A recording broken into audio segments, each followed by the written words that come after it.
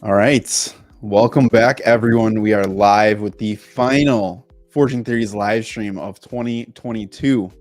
It is crazy. You have seen these three beautiful faces every single week now for what? 6, 7, almost 8 weeks. Is that about right? At least it's September-ish. Yeah, that's too much. No, never enough. So good momentum going into 2023. And as you guys know, if you're watching this live or if you're watching this after it's uploaded, we talk about everything related to heroes and villains in the MCU and, well, now I guess DCU. So today we'll be talking about some Marvel news, this week in review, and then we're going to be talking about some DC news. It feels like every single day there is some sort of news, whether true or false, but there is something that is coming out. So I don't know. The future is shaping up to be something. We're going to talk about it. But gentlemen, give me the best thing that you watched this week.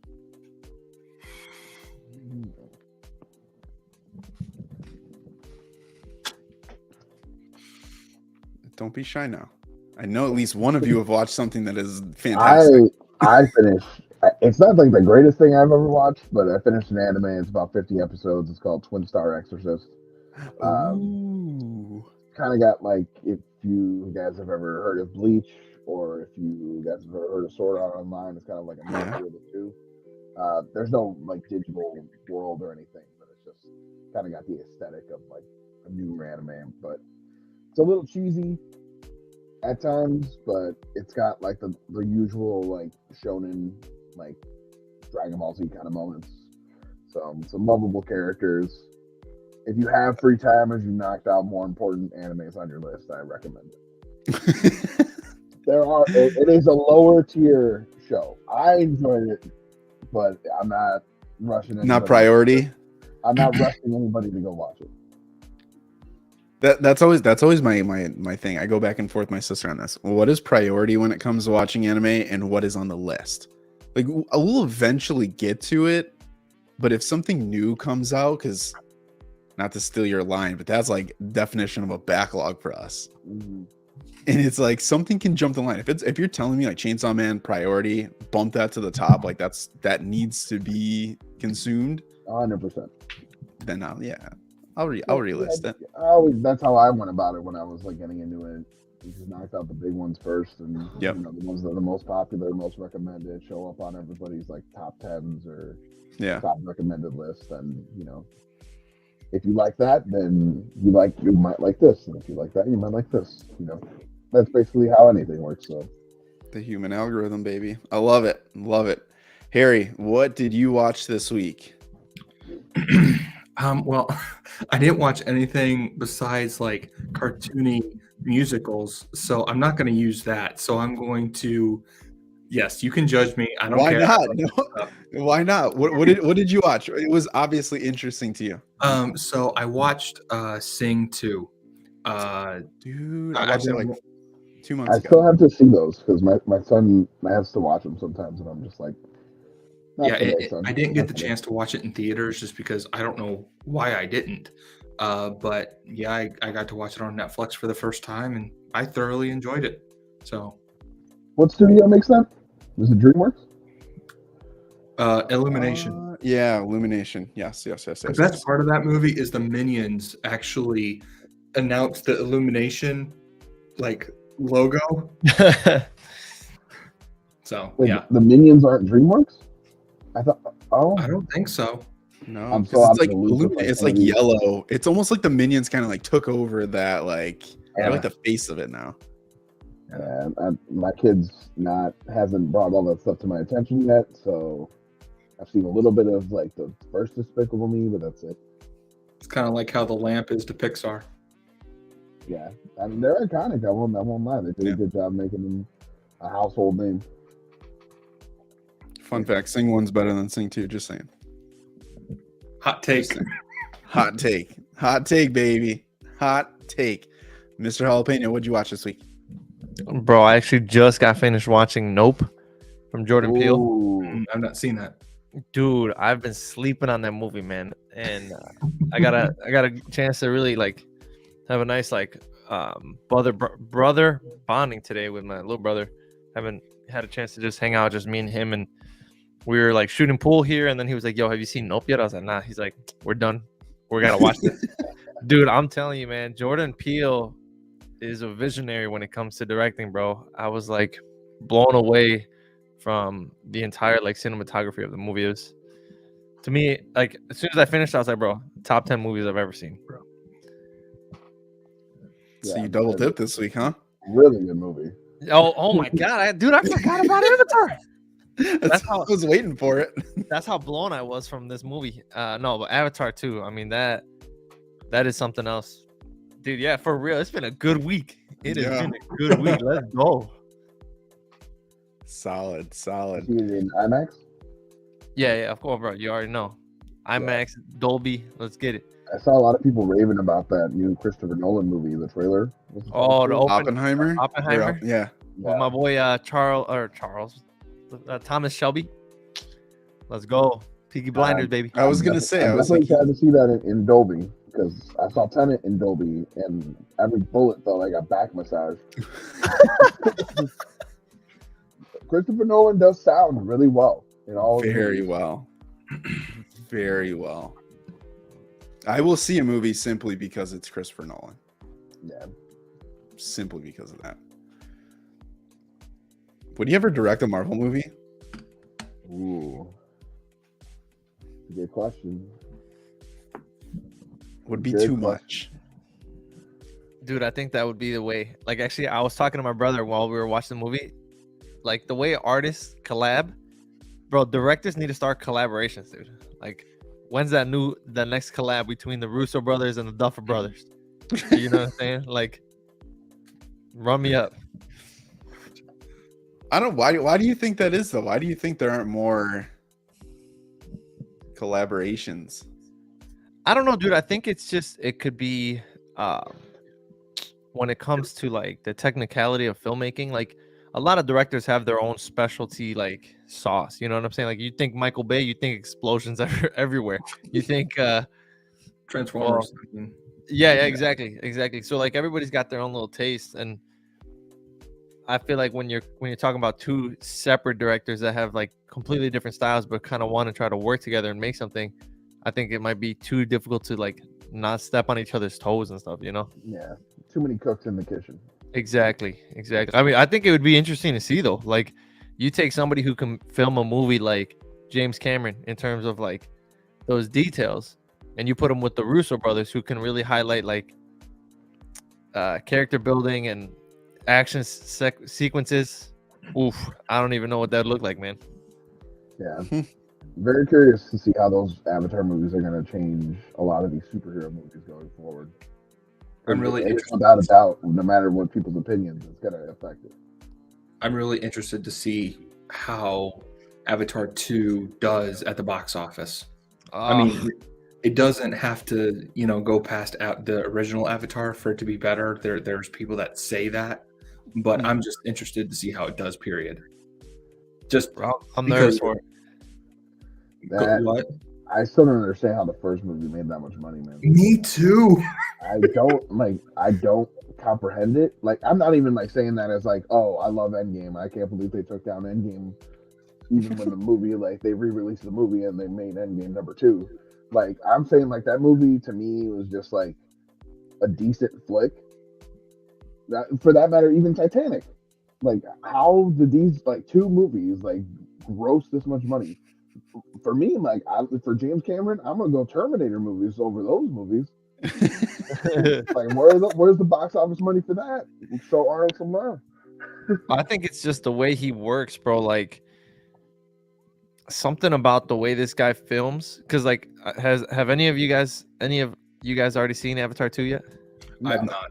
I don't really plan okay, on it well, until like way later. Like, when you're sitting there watching it, and when it like, and now that you say that, when I think about Avatar 1 and the Titanic, and like especially like those flooding scenes, I'm like, dude, in my head, I'm sitting there watching this, and I'm thinking, wait, this is a movie, which means he had to film this, which is like, how do you get to that technical aspect of filming a scene like this. And it's like, that is where I feel like the beauty comes into his craft, and people who appreciate that, I think they're gonna go back and watch it multiple times. Like, I was waiting for my brother to be like, yo, you trying to go see Avatar today? I was like, let's run it. You know what I'm saying?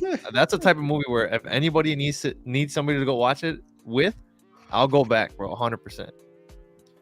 I think the cool thing with that, though, that I think what you were saying, Fabian, of how it can like change the future of things. I made this instant comparison to like a Talokan in Underwater City in Atlantis, and like seeing what they are going to do with a water tribe, the way that they film, like just hearing all the things that they've said about this and reading those articles. Like they made their own sign language to use underwater. That the Navi, or the water tribe, they do that. The way that they just created a way to film. I think it was James Cameron who said it, or maybe it was Zoe Saldana, of like, you can't, a lot of what we do is film for humans, but they're not humans. So they really changed the way that they filmed. They filmed for the characters, the Navi people, or however you pronounce that. Yeah, it is Navi. And like, and just thinking that they're so creative that they're changing the styles for something that doesn't exist. Yeah. You know, and moving away from, I just think that's fascinating to me. And like, that's why I think I want to see this movie. I don't really care for it too much. I'm just curious from a creative standpoint of like, how did they do this and how does it look? I mean, I'll give the man his credit, because I mean, even as a kid, like Titanic I'll give that movie the credit. That was the first movie I saw that made me think, like, how did they accomplish this? How did they get this on camera? How did they manage to do this? I saw in an interview, they debated rebuilding the entire ship for this movie. Yeah, for that movie. He's crazy, dude. He's got it. He is very ambitious. And you know what? Like, I think the main thing that came out of that movie was thinking, like, a little kid, 5-6 years old, he goes and watches this movie. He can realize that his imagination does not need to have a ceiling. Like, for somebody to be able to visualize, write a script, and then put out what he put out, whether you like the movie or not, you strictly speaking about the visuals, dude, it's endless abilities. And the little 5-year-old or 6-year-old or kid, whoever, you know, it doesn't matter what age, they're gonna grow up and say, I can do something like this. I can put my imagination on the big screen. And it's just, it's like, it's so humbling, bro, to see it, to be quite honest. Damn. A good way to put it. Yeah, that was a very good way to put it. Dude, I felt like a changed man. I was like, bro, I can do whatever. And then I went home and went straight to bed. I can do anything. So I choose to go to bed. Well, we're going to jump into Marvel This Week in Review. We're going to talk about it, fellas. We are going to talk quickly about Ant-Man and the Wasp. Now, it's big. We know King is here.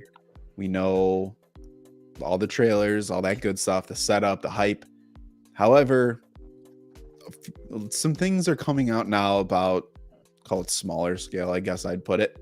So Peyton Reed, who's director of Ant-Man and the Wasp, commented, I think it was Entertainment Weekly, on how important Bill Murray's role is in this movie, and how you're going to find out more about Janet Van Dyne's past, and how this movie is going to play into the secrets that parents keep from their children. In this case, Janet and Hank Pym in keeping the secrets from Hope. And then what does Ant-Man keep from Cassie now that Cassie's of age, and those types of things. So it's like a cool kind of dynamic that they're going to explore, and how they want this movie to feel bigger than the other two, how they want to put it on the scale of like a Civil War type of movie. How do you guys feel about these, finally in the third movie, some of these smaller storylines getting some light shined on them?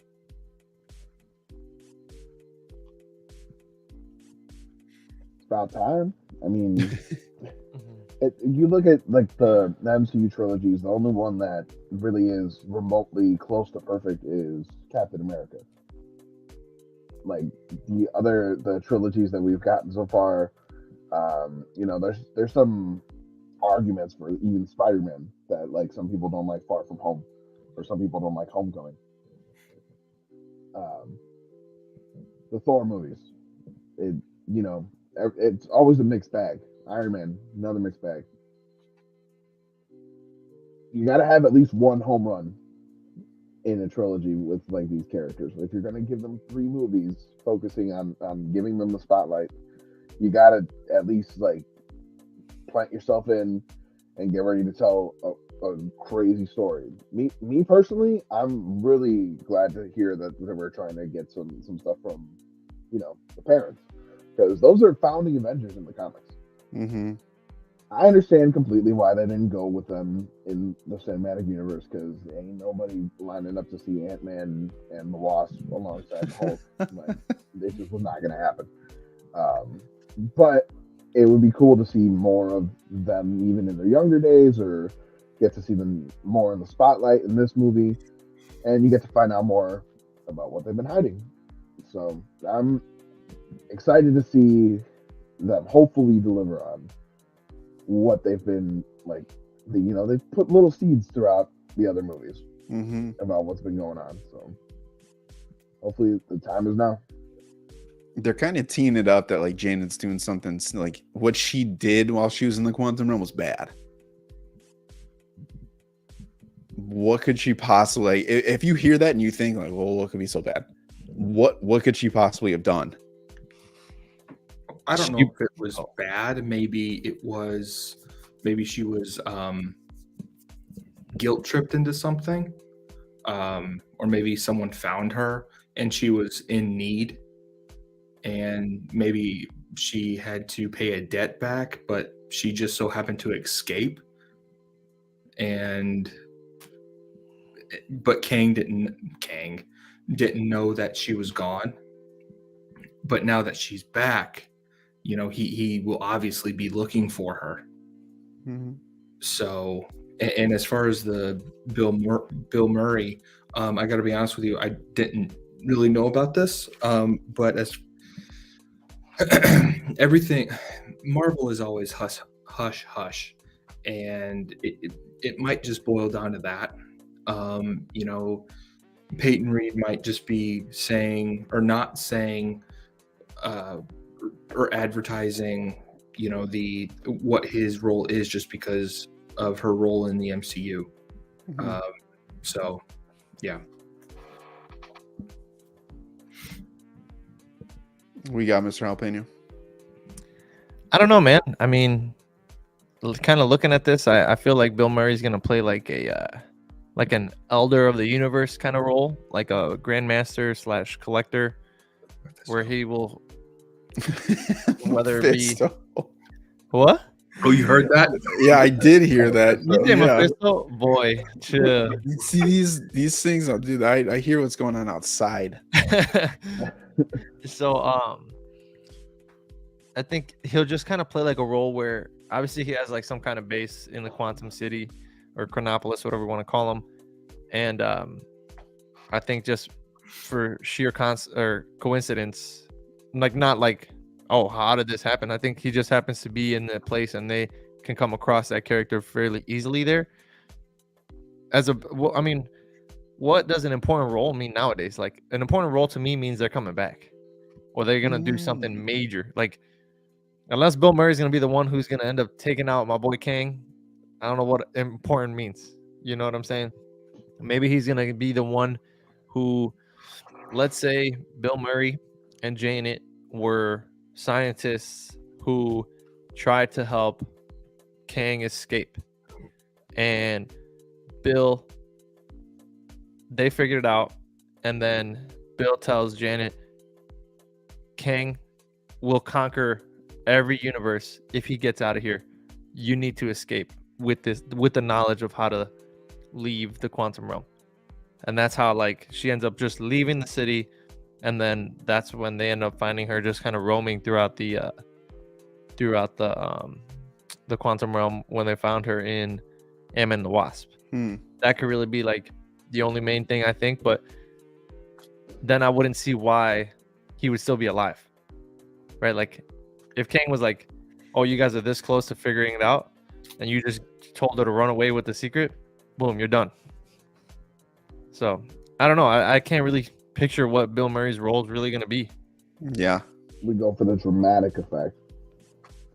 And Jen had an affair with Bill Murray because she thought she was stuck down there forever. And she had a kid down there.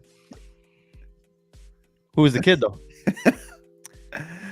My theory only goes so far. Yeah. I was about to say, bring in Maury, bro. Who's the father? And what's the kid's name? They're gonna pull. No, bro, that's gonna be some Jerry Springer level stuff. Yeah.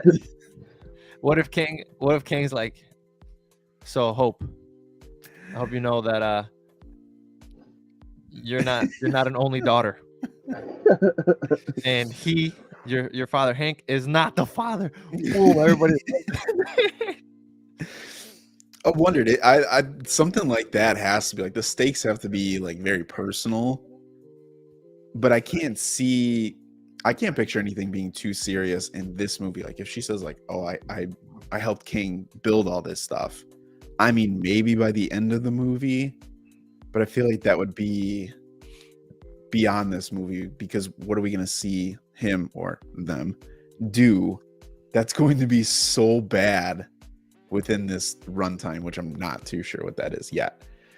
But Cassie Lang, I'm curious what you guys think here. I've been seeing a lot more #algorithm sending me tons of stuff on her. Her origins, what role is she going to play in Quantumania? Is she the best of all the... She ain't dying, bro. So what do you guys think? Is she going to be a surprise character? Because I haven't heard too many people talk about her because King. So in this movie... I don't know. Does she come out of this as kind of like the number one person who could be the Young Avenger? Like the Young Avenger she's the core of the team. Or is she the future? I would be surprised if they killed her off for sure, because that could be definitely a core part to a Young Avengers group. She has Ant-Man like powers, so she could definitely be a core, like I said, a core part to a Young Avengers team. As far as the movie, I don't know what her role would be. As far as the storyline, obviously, by the trailer, she's trying to explore quantum physics, and she's trying to send a signal or a message down to the quantum realm, which obviously Jan is her name. Jan does not want her to do. And so, yeah, I don't really know what her role is going to be. I do think someone is going to hit the bucket. Hopefully that's not Ant-Man. But oh, bro, it's gotta be. It's one of the OGs. Yeah. I don't know. Hawkeye didn't. He got lucky. Lucky. Bro, Hawkeye got lucky the pizza dog. That's why he survived, all right? Because they got to be kicking buckets. And he stepped in the bucket and tripped over it, but it's right there, though. Wait, what'd you call him? What'd you call him last week? Captain Advil? Or Advil Man? Oh, man. I thought about that the other day. I opened the cabinet and I saw it and I was like, ha. Hawkeye. Like, I'm better than you, Hawkeye. I don't even need this. Dude, I think Cassie Lang needs to come out of this movie as a go-getting Avenger. Like, and I really feel like that's gonna happen when Scott Lang dies. He needs to die in this movie. When he dies, it's gonna put her on the map and say, look, I need to quote unquote avenge my father and carry on this mantle, because now King is running rampant in the multiverse and he's going to come back to our Earth 616, right? Because let's just say maybe he gets out, but he ends up going to wherever Supreme Strange, whatever universe that was. I think it was 835 or something like that. Well, whatever. Yeah, I think it was. So let's just say Ant-Man dies, final battle. Somehow they end up kicking Kang to a different universe, while he's going to conquer there, she comes back and tries to rally the troops, the Young Avengers. We need to set up a new team, or I'm ready to be on whatever team it is to take this guy out. Can I ask a question? What's up? Go ahead. Absolutely not. Thanks. For storyline purposes, would you rather Hank kick the bucket or Scott? I don't think Hank is going to be as important in terms of like emotion. Like, I'm not going to lie to you. It's going to suck if Hank dies. But when's the last time you seen Hank on the endgame battlefield? True, but in a Secret Wars or a Kang Dynasty platform, like when they need every hero, I mean, you need someone like Ant-Man to, you know, stomp over everybody, I guess, in Endgame, and you know, Rocky Punch, you know, everything. To that point, I'll say this. The only reason why I think Hank Pym will not last much longer is because if Cassie is as smart as she is with Ant-Man tech or Pym part, if she can handle the quantum aspect of things, I don't think that we need Hank that much for that. Mm-hmm. And then did Iron Man not solve the suit and the problems and the particles? Like they have that, right? They kind of have everything that Hank did. Mm-hmm. Just it's in the hands of other people. I don't really think he serves much of a purpose besides really finding out like what it is that Janet was doing down there. I think the impact comes in, hey, this is what I did. You're the closest person to me. This is going to hurt you, and then it's going to be a trickle down effect. Mm-hmm. But I think to that same token, that's where I feel like that dynamic will come into play with Scott and Cassie. And I don't think that Scott will kick the bucket. But I could very much see it if Cassie is held captive. That is where it's, hey, I need you to do something for me kind of thing. Like, he'll do anything for her. So if Scott kicks the bucket and he dies in the heat of battle with whatever, and he's not there for like the final, you know, whatever's going to happen in Kang Dynasty or Secret Wars, and we're rooting for like these Young Avengers to be there like alongside, like we're not going to get the full-on Young Avengers in those two movies, right? But Marvel Studios is going to do whatever they're going to do. But true, if Cassie takes over the slot for Ant-Man, the internet is going to rage.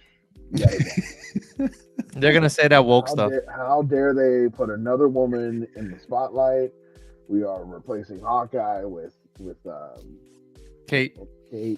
We're replacing Hulk with She-Hulk. Like everybody's getting replaced with a woman besides Captain America, and even then, technically, in the multiverse, was replaced by a woman. So they're gonna do what they're gonna do, and I'm not complaining about that. I'm all for it. But if you're gonna toss them to the side and put her in there, that's just one part that I'm worried about with everything that's gonna go on the internet. That stuff just is irritating, and it kind of just is what it is right now. And people really do not like the swaps, and they want their characters to last forever. But how much longer will Paul Rudd want to do this? Mm-hmm. Bro, that's not keep him with Kang as his. Kang captures Cassie. Ant-Man says, all right, we're going to swap. I'll do what you want, but she has to go free. Boom. She gets sent out. He stays there. He does some stuff where I'm hoping it's almost like what if level episode 2, take out the Avengers kind of stuff. And he just kind of goes nuts. Because we haven't seen much from it. Like I guess my thing is from Ant-Man, I want Ant-Man to really lean into his power set. I want him to just give me at least 90%. Give me 90%. And it could be against the Avengers or against some multiversal characters or whatever it might be. But if he's the one that says, like, Kamala, I'm sorry, but you're gone. Like, I'm going to do whatever it is to get you to Kang because he needs your Bengals. Like, I don't know. I think that'd be kind of a cool story to tell. Mm-hmm. Like a Kang henchman kind of thing? Yeah. Like you do a couple jobs for me, then I'll let you go live with your daughter again. But it never works out that way in the streets of New York, you know. And I was gonna say, but like, I'll never understand that because in those stories, they'll say like, "Oh, I'll give you, if you can give me vision back, I'll give you the Mind Stone." Okay, well, once he gets the Mind Stone, he snaps and literally everybody's gone. What do you mean? How is that a fair trade ever? I understand that's your loved one, but if Scott's like, okay, I will do your dirty business or your dirty work for me to be with my daughter again, and then he goes and conquers Earth, it's like, where are you going to be with your daughter, in some bunker? Like, I mean, think of this though. Build the fear. We haven't talked about Hope, but Hope still has a target. If in front of Ant-Man, if King can do something that makes him so afraid that he's going to do it to Cassie, and he'll do anything for Cassie, even give up the world for her, I think it's possible. Yeah, I can see that. It's also a stall tactic. I mean, he's not being, whatever he's going to have to do, he's going to have to come up with a backup plan at some point. So, like, whether it be like get the information to other people outside of the quantum realm, some way, somehow, get him some sort of situation where this is taking longer than it should. You know, something's got to give. Like, that's something that, like, at least, like, some people that get, like, caught up in those situations where they have really no choice but to, like, if they want to live, if they want to keep things going for as long as possible and not just automatically go to the L column with their journey, they got to just make it last as long as they can. Yeah. I just feel like we need some significant weight when it comes in terms of consequences. I mean, that's the one thing with Marvel, like, the hero always wins. Like when we were doing our Thor Love and Thunder podcast predictions, I told you, I was like, bro, if you want to put Gore on the map, you take out Thor. If you want to put Kang on the map, Kang doesn't need to take out Ant-Man to be put on the map, but but you know what I'm saying? Like, these build his momentum. I hate to say it, but these superheroes need to start dropping, bro. And not because I needed to. It's just because I understand that we need to start losing, bro. You know what I'm saying? Like, significant, not like, you know, punch in the face, put a bandit on it, and then win in the second round. I'm talking about done. I'm not getting back up. Next person got to be the one to take him out. Right. Rocky style. Yes, Rocky style. Exactly. No, those movies are some of, like, the greatest examples of just the two opposing sides and the tale of who wants it more, who needs it more, and, you know, if this person isn't going to do it, someone's going to do it. Like, you know, you go from the Rocky 6 to Creed and all that. Like, you know, that's how you build a legacy. So this movie could do that. Agree. I agree that this could happen, but I just would like to see Ant-Man around a little bit more, personally. Yeah, I'll agree with that. And we got enough of Scott. Like, Scott has been around and talking and, you know, doing his shtick. I'm just saying, like, I want to see him in the Ant-Man suit, like, doing Ant-Man things for just a little bit longer. Is it fair to say we would want this movie to be more serious? Higher stakes, higher consequence. To me, that kind of falls into a little bit more of a serious movie. Mm-hmm. Definitely higher consequences. I mean, what has Ant-Man lost so far? An ant?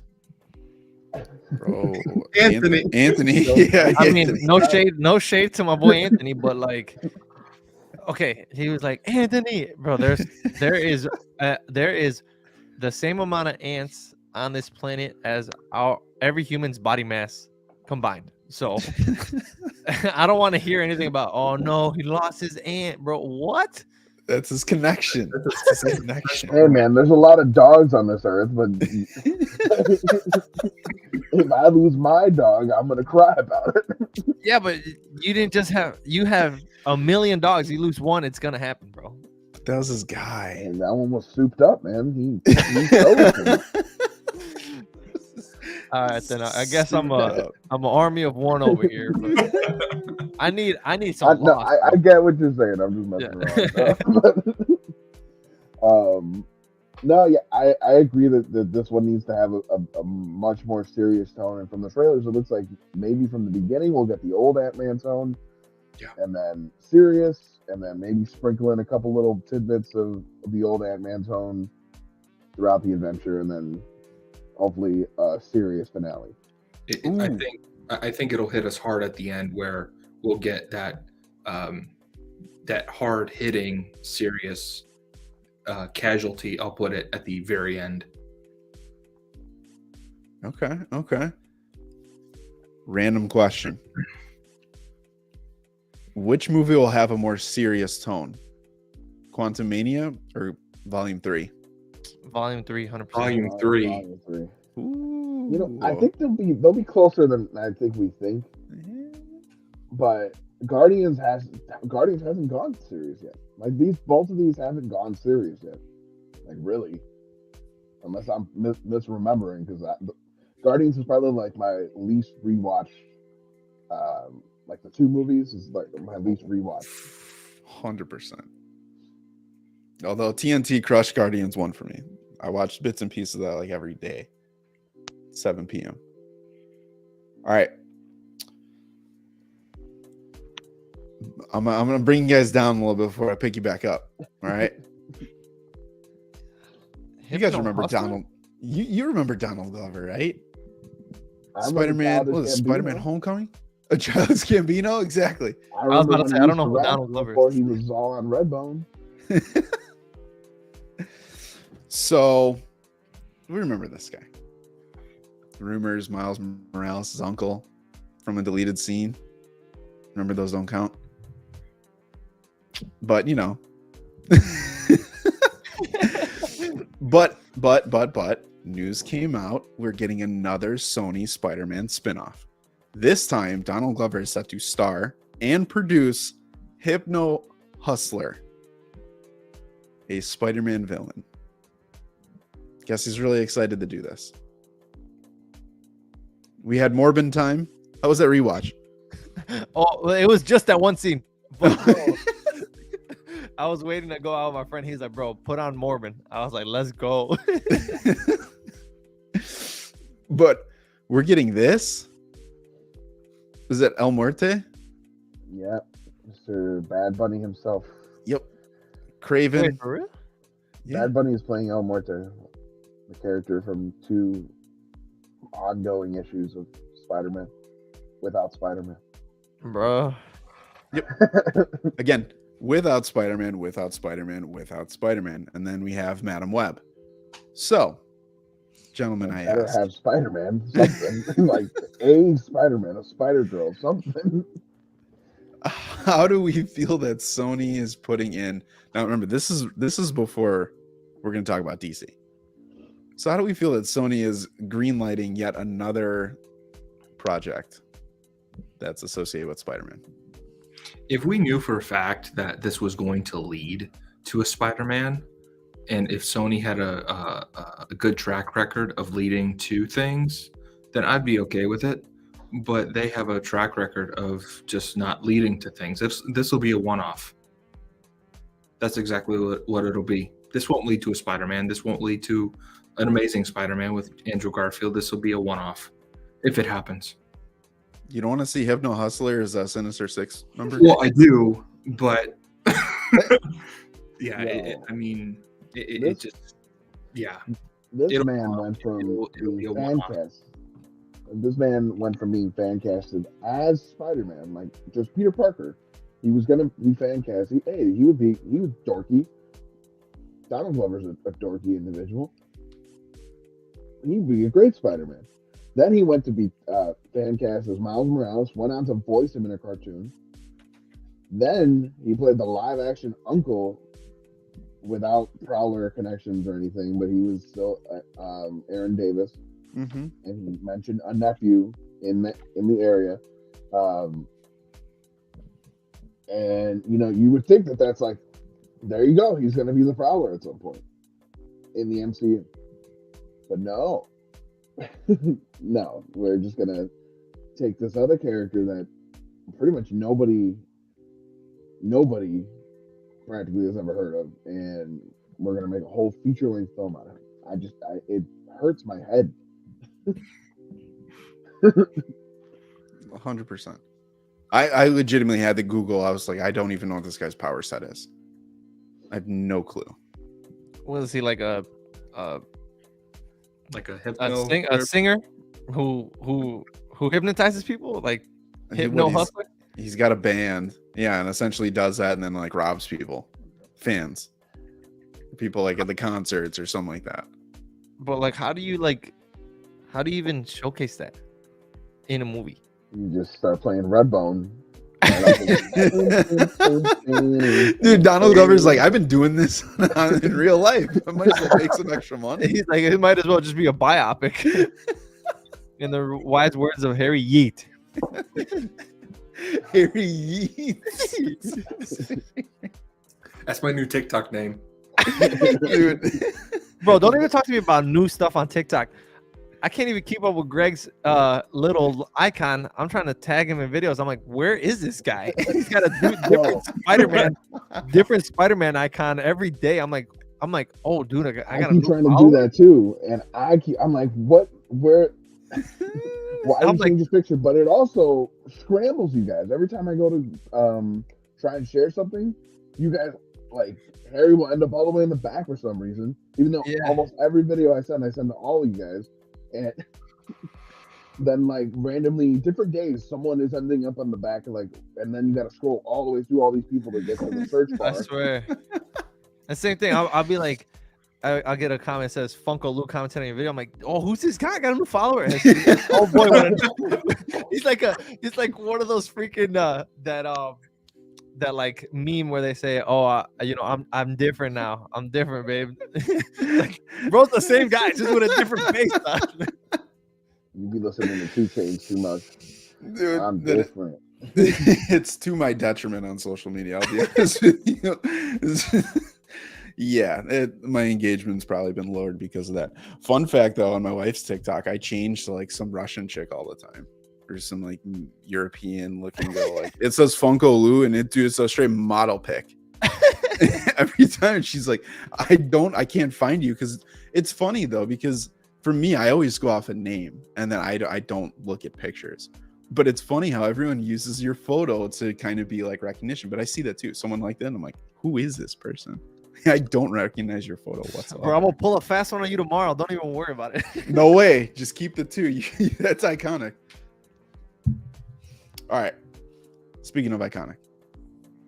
Now, this was our tournament champion. This is on the top or near the top of probably everyone's list. But I was curious. We just hit the year anniversary of Spider-Man No Way Home. So I wanted to do like a 2-minute appreciation for Spider-Man No Way Home. Guys, I've been diving into Spider-Man like deep into it. And you guys I took Funkos. What's up? You guys get your Funkos for the movie? They all seemingly dropped all at once. Dude, tomorrow I'm getting my first one. Metallic Toby. Box Lunch already got the Goblin. The Goblin goes crazy. Yeah. I'm waiting on that Goblin. Box Lunch got Andrew and Tom as well, and then they have one for the final suit. They're making so many. They're a year late, but they're making them. Yeah, I just ordered mine because I have one Hot Topic and one Box Lunch. In between the employees and like the regulars, there's just no chance. I don't even bother. You just never see them. So I was like, let me order. Anyways, I interrupted. Sorry. No. That's a part of it. A year later, dude, people are still like, this is still fresh for a lot of people. And it is still really good. And it has gotten a lot better for a lot of people. So what do you guys think Spider-Man No Way Home? Harry, has it aged well for you? Well, yeah. I mean, of course, it goes back to the fan service and the acting. Green Goblin was perfection. His laugh when Spider-Man was punching him, just that's like I want him as Joker. I mean, this is we'll talk go about it later. But if we get this, when we get this DC reboot, I want him as Joker. Interesting. Hear this now. I want him as Joker. Interesting. Which we'll never get it, but I can say it.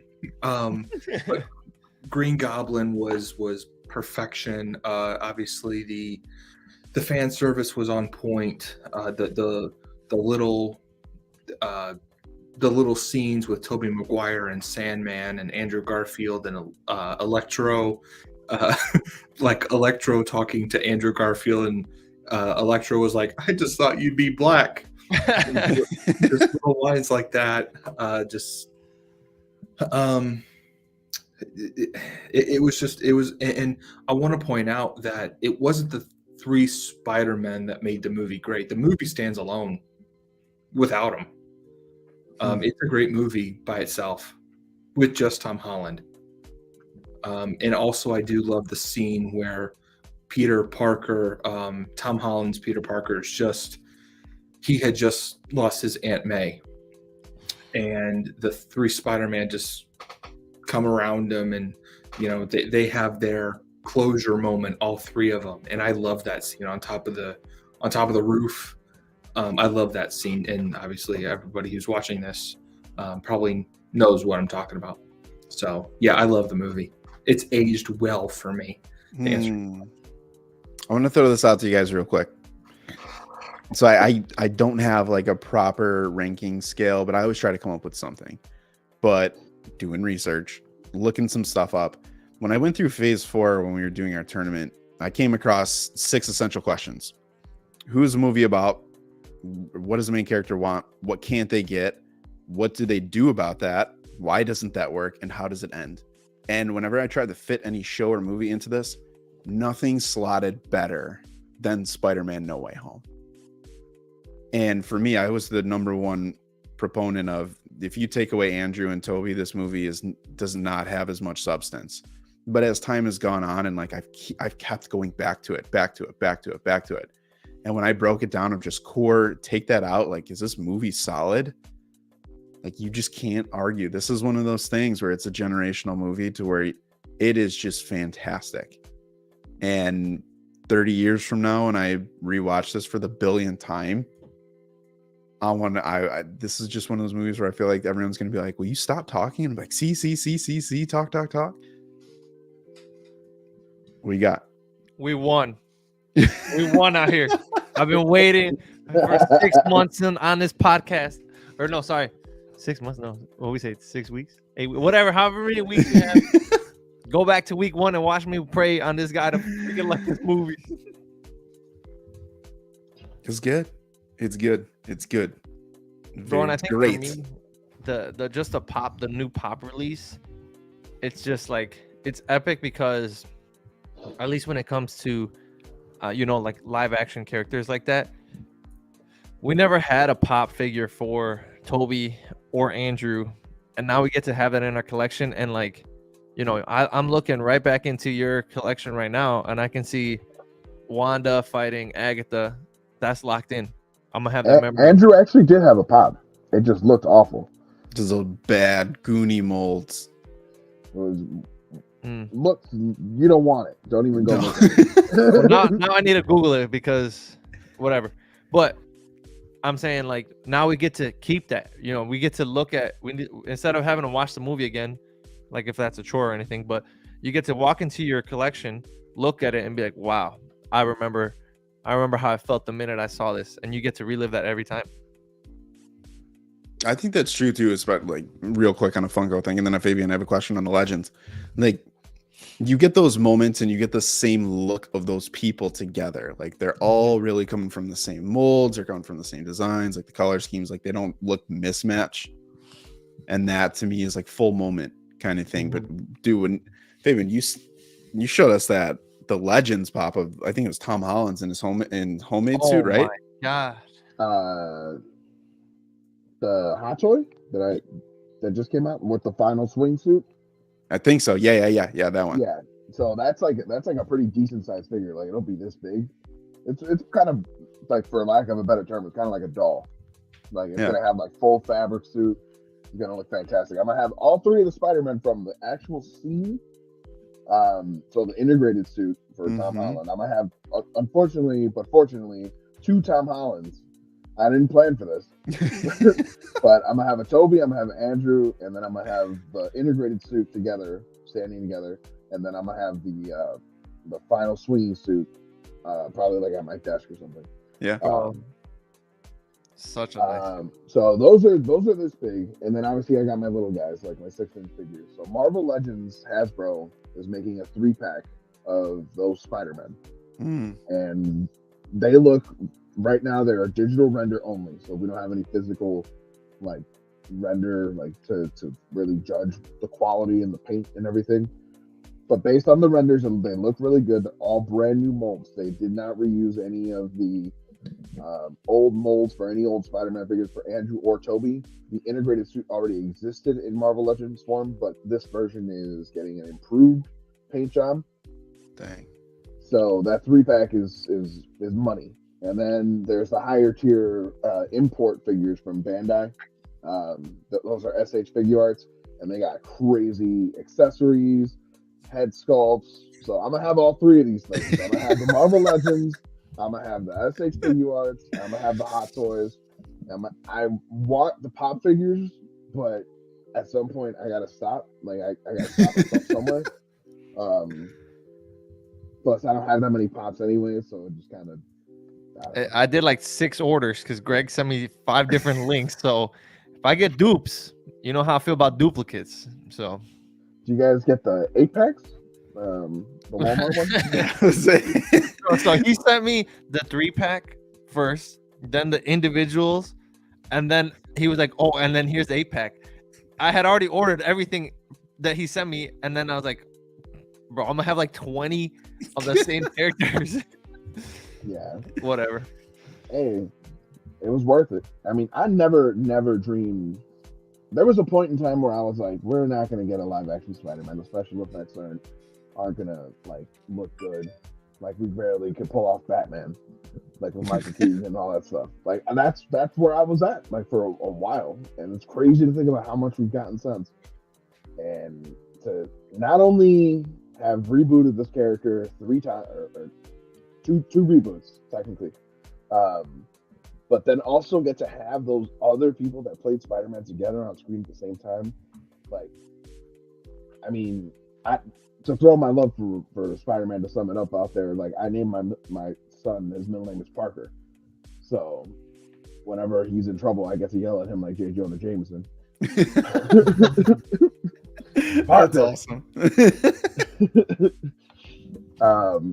But yeah, the movie, it just is gonna transcend space and time. Like it's gonna be timeless. They delivered on so many different levels for the Spider-Man character, fan service, plot, special effects, music, everything. My only one question to you guys, and I don't think I've ever done this to myself, like watching it. Have you guys ever like tried to see it just specifically from the MCU character's point of view? Like the other movies don't exist. Like you watch it and it's like the other ones never, like you don't know anything about the other movies. Like, yeah, sure, we're mega fans. Like we already know what the other stuff is. Does the movie do a good enough job, you guys think, of kind of filling you in on who these people were? And I don't think any of us could ever do that unless we're like 70 and we can totally lose our minds and memory. But I will say I got a chance to see this movie when I was in Mexico for a wedding. I made sure we had to do a quick little pit stop, and one of my cousins, who is not a Marvel fan whatsoever, like not that he's not a fan, he just doesn't partake, right? So he knows the character of Spider-Man, but he had only ever seen Toby's number 1, Spider-Man 1. That was all he ever saw. We went to go see it, and he was like, bro, I'm locked in. He was like, this is probably one of the greatest movies I've ever seen, and now I got to get part of the game. So if that could do that for him, I think that could do it for everybody. Now he's got to watch all 75 projects. That's the goal before Secret Wars is just watch everything. TV shows too. You gotta watch Agents of S.H.I.E.L.D. Yeah, dude. Oh, bro. Agents of S.H.I.E.L.D. was the goal back in the day. Is Agents of S.H.I.E.L.D. canon to the MCU? I think everything's canon now. Well, yeah, technically multiversal, but to bluntly answer the question, no. Like, they referenced the MCU and they tried to work it around. So, like, when Dark World happened, they had a tie-in with Lady Sif. Like, Lady Sif came in, like, the episode after Thor came out in theaters. When Winter Soldier happened, they had a tie-in to the events of S.H.I.E.L.D. falling and collapsing. Mm-hmm. So it affected the show. So what was happening in the movies was affecting the show, but what was happening in the show, absolutely no effect on the movies in any way. That's the miss. It is what it is. Eventually they veer off from that path completely. They do not like constantly reference the movies. They get their own footing. I would say the first 2 seasons are not the greatest. Like, there's good stuff in there, but they get their footing in writing style in season 3, 4, 5, and so on and so forth. And there's a love story in there that it's absolutely fantastic. If you like anything about any like romance or like are cheering for like couples to get together or anything, boy, like it's beautifully written. Just that love story alone for me is worth it. All the characters, all the main casts that ever show up as the Agents of S.H.I.E.L.D. themselves are all great. Is put Agents of S.H.I.E.L.D. on the list or make it a priority? What does it fall under? Because it's so long, I would say put it on the list. Like, if it wasn't so long, like, I mean, that's a lot of seasons. That's a lot of time you're dedicating yourself. The first 2 seasons are kind of a drag, so you want to take it slow. I got a buddy watching it right now, so he's telling me like, "Oh man, you sure this gets better?" I'm like, I can assure you, I've watched season 1 twice, and I've put myself through that, and you're gonna make it. You'll be fine. But it is put on the list thing. Like, you know, you gotta watch it someday. I do recommend everybody watch it that likes Marvel. In general, it's a good TV show. That's the problem when you're so deep, bro, and you just start watching everything. Yeah, there's still some stuff like Cloak and Dagger. I watched season 1 of that, and season 2 never picked it up. And apparently that ties into the Runaways. If you guys have never seen the first season of Runaways, that show is good. First season was good. Second season though, yeah, second season was rough. I haven't watched the last season though. See, that's my thing. I'm trying to go back and rewatch or like finish everything, like everything superhero related. It's like, bro, this is tough. It's tough out here. if it's not Disney Plus, it's not a necessity. But like, I want to know that I have it. You know. Yeah. Well, you got February 8th, right? Final season. Yes, sir, bro. I'm gonna be running laps around the block, baby. Final season for Flash. Oh, Flash. Okay. You got the fastest guy alive right there, dude. I actually think I might watch it. Bro, they got Red Death. If they do Red Death, and even if it's just Red Death and not the other Dark Knights, like just Red Death alone, like if they do his story justice in there, like that's gonna be great. Mm-hmm. I'm just hyped because if they drop a Red Death pop, it's over with. There is a Red Death pop. No. I know, but you know what I'm talking about, bro. Come on. I have the Red Death pop. I know. I'm talking about cinematic, even though it's not cinematic. CW-matic right here. Okay. Well, okay, so you know how the the Arrowverse pops aren't really that great. You know that, right?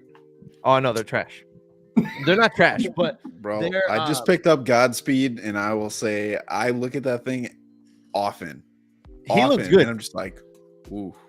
The early Arrowverse ones are they're a little duddy. I'm not gonna lie, but I don't think they have any duddy ones. They're getting better. They're up there. The people go nuts for those older ones though. Like they like the vintageness of it.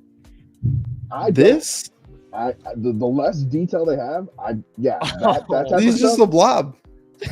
that type of stuff, I'm like, like I had that one in my Bro, where's the collection, shape at? but after a while I was like, these are the evolution of these pops. Like I'm gonna be replacing the old ones with a new heavily detailed one like so many times. Like and then you get this. whew, Clean. sheesh. Is that Quicksilver? No. My Hero. It's Hawks from My Hero. Yeah. No. I always gotta reference something that I at least know what it is. Always. All right. So we hit our hour marker. We're going to dedicate just a little bit of time to finish the year, because DC that we knew last December is very different from the DC that we know now, DC Cinematic Universe. The big thing that I want to talk about for a second with you guys is the MCU didn't have social media on the scale that it is now when it first started. But the DCU is trying to start up in a world where you have Twitter, TikTok, Instagram, anything, your phone, your laptop, like the information is there on hand 24/7. So you're pretty much always in the know. And if you have someone like me who said you had 1,000 screenshots for no reason, like sometimes you just get just overloaded with I guess good or bad information. So I'm curious what you guys think now of the effect of social media in creating a cinematic universe. Good, bad, better, worse. Like how difficult are we making it on them? How much time you got? A million times difficult. So I feel like for Marvel, they don't care. They barely listen to us. Like as far as like little things where like, hey, John Krasinski would be a good Reed Richards. All right, cool. Maybe we can make that happen, and whether he's coming back or not, that's up for to tell in the future. But like they put him in there because fans were like, oh yeah, that'd be pretty cool. Hey, I agree. That's cool. But for the most part, I feel like they're just gonna do whatever they had planned regardless. Yeah. Whereas DC, they're listening to too many different pools of fans. Warner Brothers is just like there's evidence. There's clear evidence every time they did try to reboot. Batman vs Superman was completely like not well received, besides like a few people that just really like Zack Snyder making comics look like they Flash on the movie. They changed the tone entirely on Zack Snyder when his daughter passed away, and they brought in Joss Whedon and tried to make it Avengers style. How do you go from such a dark, edgy movie like Batman vs Superman and go to Justice League, cracking jokes every other scene or every line of dialogue in the Joss Whedon cut? It made no sense. Mm-hmm. And there was never a clear plan, and the reason that happened was because they listened to the backlash. Hey, this didn't get good ratings. People aren't really liking this. We don't want the Snyder cut. People want Marvel. We're going to give them Marvel. We're going to give them Marvel with DC. That's what happened. And then they do it again. They just keep listening to like online jibber jabber that they're putting themselves in their own position when if they just stuck to whatever plan they had. I think honestly, if they had just stuck with Zack Snyder's plan to begin with, without being all flippy floppy, they would have at least had finished off his intentional plan with the Justice League trilogy or whatever he was going to do, and then they could have rebooted, and everything could have been very nice and just out the door. But as we could see, that did not happen. Harry, what do you got? I think it's really, really the Marvel and DC situations as far as starting a new universe. It's two totally different situations. When Marvel started their universe, they weren't rebooting; they were just starting with Iron Man. But with the DCU, if that's what they're calling it, which they are, this is like their third reboot. Which is really, really aggravating, is we have now come to fall in love with not only the character arcs that these characters have had, but also the faces like Henry Cavill that have played in those roles. And now we're being told that it's just being all stripped away and being completely overhauled, but yet we're keeping Jason Momoa, but he's being recast. That's so backwards. Like, oh, and I heard a rumor that Gal Gadot is somehow staying, but that was just a miscommunication between the WB or no DC and what's the director's name? Patty Jenkins. Yeah, Patty Jenkins. It was just a miscommunication on their part, but it's a really messed up situation. But it's two very different situations, just because when, like I said, Marvel was just starting a universe. Now DC is restarting for the second or third time a universe. Now they're having to deal with backlash, and rightfully so. I mean, they Zack Snyder established with the Snyder Cut, he established a whole plethora of what you could have seen. I mean, I loved how Darkseid looked, loved it, and now we're just throw that away. We're not ever gonna get that. Yeet it, bro. Yeet it. Yeet it. Yeah, Kobe. Rest in peace. Sorry. Dude, wow. Come on, man. It's always going to be too soon, man. Bro, all I know. I'm just kidding. Yeah. I'm just kidding. I was about to say, get that man on the mute. No, dude, like, I was just thinking. Oh, go ahead. Okay. No, I was done. I was just gonna repeat for the fourth time what I was gonna say. I think, like, okay, when you look at the original Spider-Man trilogy with Tobey Maguire, and they were supposed to be set to do a fourth film, and then out of nowhere, it's just like, boom, The Amazing Spider-Man. I feel like there was not an uproar like there is right now with DC. You know what I'm saying? Like, when Spider-Man 3 happened, and then Amazing Spider-Man 1 came out, I was like, all right, I bet it's a new character, new world, let's get it. Yeah, the online presence for that, like, it was just subtle. Like, it just went by. Exactly. And I think that's because, one, social media wasn't as crazy about it, but dude, it's just like, it's so frustrating that you have these such iconic characters. I'm talking about, the DC characters are probably more iconic than Marvel, dude, to be quite honest. And not even just iconic in the sense that their heroes are bosses or whatever, but you have phenomenal stories in the comics. Like, I'm talking about, I don't even read comics and I can tell you they're phenomenal. You know what I'm saying?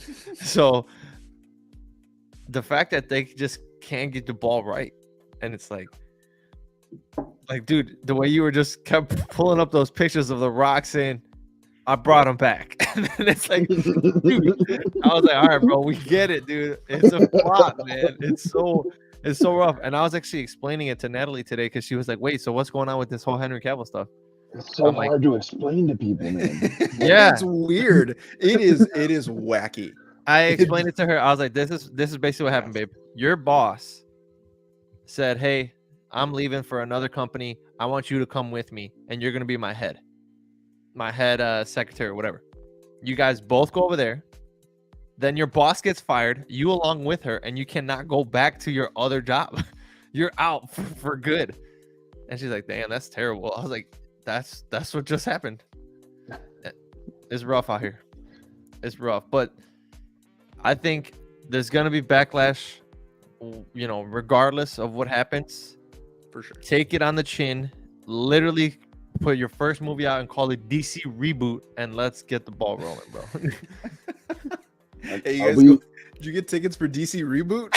Yeah, I got 0. Are we just gonna go straight to DC Reboot now? Are we gonna talk about that? Because I think we all just agree social media is not good. the clean house, man. Here's my thing. I'm the only one here that loves Peacemaker and the Suicide Squad. Oh, I'm the only one. Get rid of them.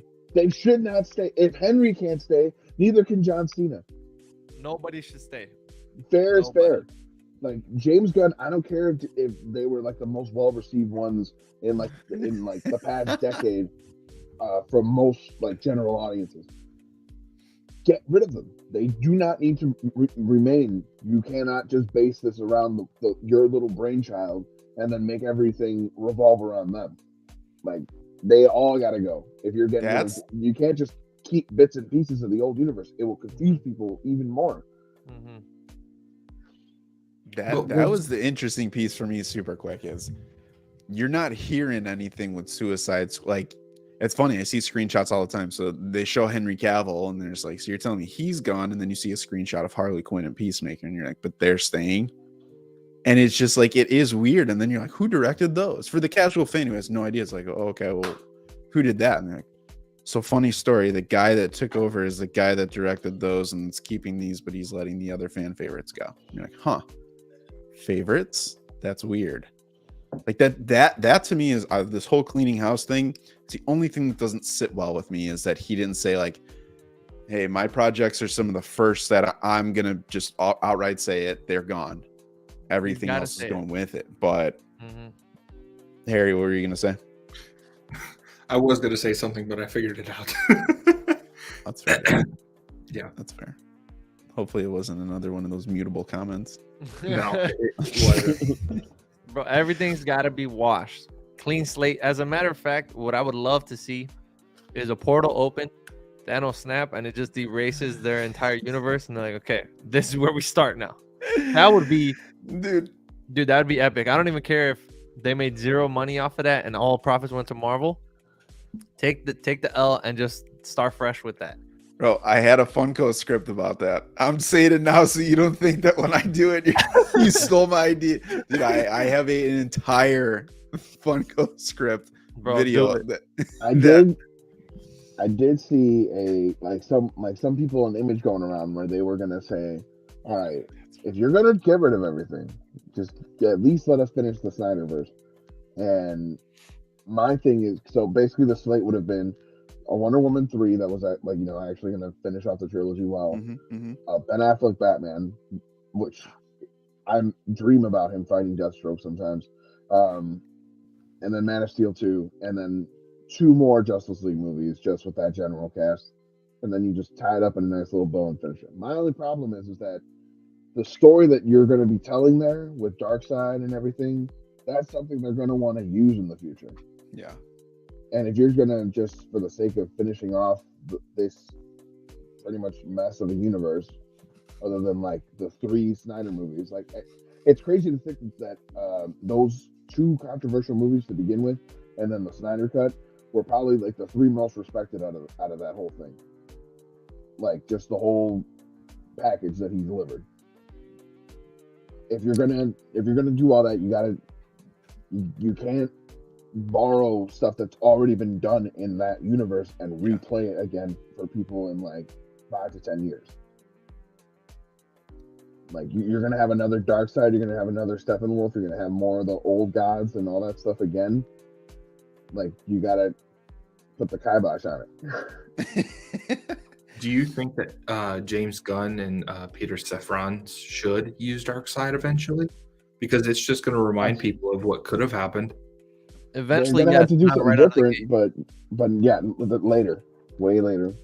We got to start soft, like real soft. Yeah, that's what I think. You got to take what they're about to do or what's about to come from this. James Gunn took over, like this, all the stuff that happened before he took over that he didn't have a chance to scrap. You have to throw that stuff to year 8, 9, 10, whatever it might be. Here's the weird thing about that though: isn't his contract only for 4 years? Starting in May. I think so. I think they said it was a 4-year contract. So what is he really gonna do? That's like being president, bro, and being like, all right, we're gonna do all this, and like you're gone, and then they're like, well, let's not do it because we don't have to. Well, let's hope they don't, because the last thing I want is a slate where James Gunn comes out and says, "We are so excited to announce the next 10 years," and then 4 years later, they're like, "We are so sorry to announce the next 6 years are We're not going back happening." to The Rock. Oh hell no! Think about that though. Think about they have 3 phases of this: the Snyderverse phase, that weird middle phase, we'll call it the Dwayne Johnson phase, and then James Gunn's future. Bro, how's it the Dwayne Johnson? Dwayne phase? Johnson's One phase movie. is right now. Yeah, exactly. But what are you doing with that though? You have the Justice Society, you have Black Adam, Shazam. No one considers a Justice League character, but it's not a James Gunn. It's got to fit somewhere. Yeah, but And he's not movie he's not in the big leagues apparently. Yeah, true. I mean, bless The Rock for trying to save and piece together the universe that was not really fitting together. But in some ways, he was helping, and in other ways, he was making it worse. Yeah. Because you're gonna tell me that the Shazam's #1 like Joker, like Black Adam is Shazam's Joker, Mhm. and you're gonna get a Joker film where he fights like the Justice League's other villains or something, and then he just like it's just the Joker. He's never gonna meet Batman in his movie. Yeah, bro, that's Sony written all over it. Exactly. That it's somehow, even though they have the rights to all the characters, it's just like Sony. You're never gonna have the Green Goblin meet Spider-Man. Green Goblin solo movie starring The Rock. Like just Bro, imagine he's it. too big to be the Green Goblin, bro. Bro, that AI, an AI. It doesn't matter. He would just be himself no matter what he played.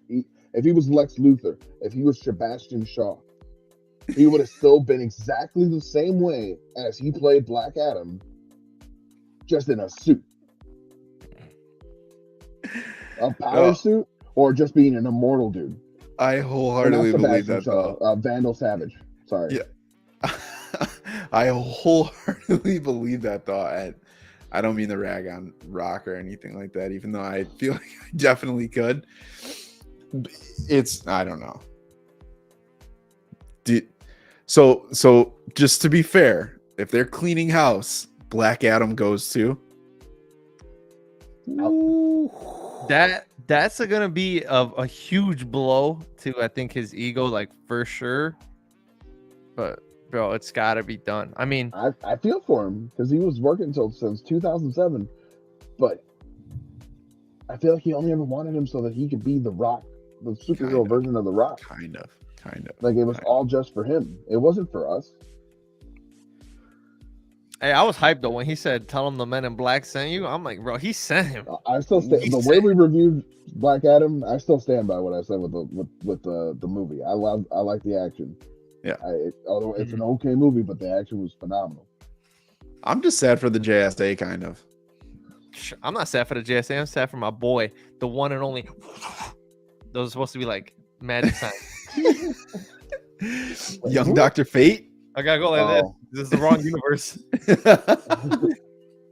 Yeah, man, that one's tough. Like you think about that, and that's a character people have been waiting a long time to see on the big screen. Okay. And he's just dusted. Say that they take those and they run Dr. Fate back James Gunn style. Would you be okay if they pull those characters in? What do you mean, James like Gunn style? Soon, like he's in a James Gunn, Peter just like Safran movie. Same cast, same Justice Society cast. Yeah, but they're just in their movie. Meets his Suicide Justice Society versus Suicide Squad. Something like that, but they're DCU. Like whatever they did in the past doesn't matter. But they pull the JSA forward. They pull the Suicide Squad forward. They pull Peacemaker forward. But the Justice League are the ones that are completely scrapped. That's still weird though, because like the Suicide Squad could probably get away with that, like that one movie, James Gunn's movie, but Peacemaker can't. Like they were in the show, they were referenced in the show. Like there's plenty of like evidence that it was connected to the greater like DCEU. Whatever that E means anymore. I don't know why we keep saying it. Extended, baby, because we have tons of characters coming. Exit universe. Exit to the left, sir. The DC exited universe. The movie is over. You may exit to the left. Over when it started. So Henry Cavill had a nice little exit. I'm sorry. That was not a nice That little was exit. not nice. No, and it Man, I want to take him out to dinner. I feel so bad. Like, has anyone looked into that new project he's doing, the Warhammer 40,000, or if that's how you pronounce it? Is anyone familiar with that? If you get, it's a real-time strategy game. Yeah. I actually have a couple of them because my friends have this habit of being like, "Oh, dude, these games are on sale. Get them. We'll play together." And we never play together. But it's a franchise I've wanted to get into, but my friends have gotten into it. But there's a tabletop game and then there's an RTS version, digital video game. So it's basically apples and oranges, same objective. You do the same stuff. But Henry Cavill's a major nerd, which is also what hurts about this whole thing. He left The Witcher, or was kicked. Basically, he left The Witcher on his own accord because they didn't respect the source material. They openly mocked the source material, the books, the games, and he just was out the door with The Witcher. Like, understandably, The Witcher going on right behind me. My wife's playing it.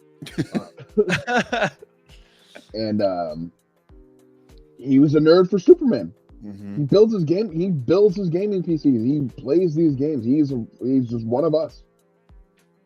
And you're tossing that out the window. He was perfect. He was a perfect Superman for his age, for the age. I'm pretty sure when he missed the phone call from Zack Snyder while playing World of Warcraft. Yep, World of Warcraft. Big nerd. My friends play that stuff too. Online gaming is a big like taboo thing for me because that's where you go to let your backlog build up. If you want to do other things, do not play all online gaming. No, I worked with the guy who did it he was playing with people all over the place, but he was a game master this go round. And dude, that was like a second job for this guy. Yep. He didn't do anything. It's a lifestyle. Yes. It's a lifestyle. He did it when he woke up, like going went to work. The gym. Yeah. That's a good way to put it. But what do we think about about on that RuneScape? People still play that. I never played it, but I don't know. I never got the escape. But as far as the topic, I like the idea that they're going young for Superman and they're trying to go into like maybe the Smallville territory. It's maybe a retread for some people, but it shows that they're going to take it slow and easy. And hopefully that means there's a young Bruce Wayne out there. And Robert Pattinson. No. No. There he is. There he is. No. I like that. I like the movie. I have my small personal, like they literally only attuned to me gripes, but the movie is good. But he can't even like fly around in his squirrel suit. He's supposed to run around with metahumans. And that's a 2 years of experience Batman. Like it wasn't like his first night. He could have practiced that squirrel suit. That will always be the issue, though. The only person who I think could actually run with any metahuman was Ben Affleck's Bat. He's the only one who was convincing enough to me to be like. But they made him old. They made it so that he was an older. That was one of the biggest mistakes going in, that he was older. They literally just had to have him shaved to be younger, and they could have played it off that he was a young Bruce Wayne, like mid-20s. Harry, you're awfully quiet here. I know Henry Cavill is right here. Just rock the DVD every night. Yeah.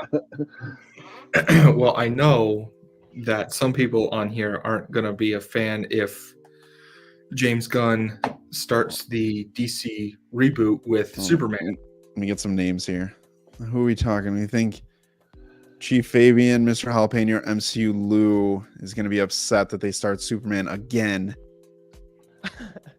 Again. Bro, it is literally the definition of downhill after that. I'm sorry. It is no one. You're talking about the OP of OPs. To be fair, that movie was so trying to start a DC extended universe. There's barely anything other than a Wayne Tech Tower hinting at the fact that he was going to be connected to a greater universe. And an open pod. Supergirl's pod. Sure. If I don't remember if that was ever confirmed or if it was a fan theory. No, I'm pretty sure it's in there. Like when he goes through the ship. I mean, assuming that's the ship that she came in, but I don't know. Maybe we'll get to see her someday. Yeah. It's just the way that if you do the younger Superman, you can build in the weaker Superman, because he's not like just straight up that Superman that's able to break General Zod's neck at the end of the movie. Like he's slowly going to build his powers, and like that takes a while for him to control. And for sure, we'll get to live with Clark a bit. Clark, you got to. DC is about gods trying to be humans. It's pretty much always how that's been. They have godlike abilities, and they have to humble themselves to the playing field of man and be the best humans possible underneath the guise of being gods. Now I'm gonna throw this out here. I'm gonna pull her out real quick. The movie is gonna be called Superman, but we're focusing on Clark Kent.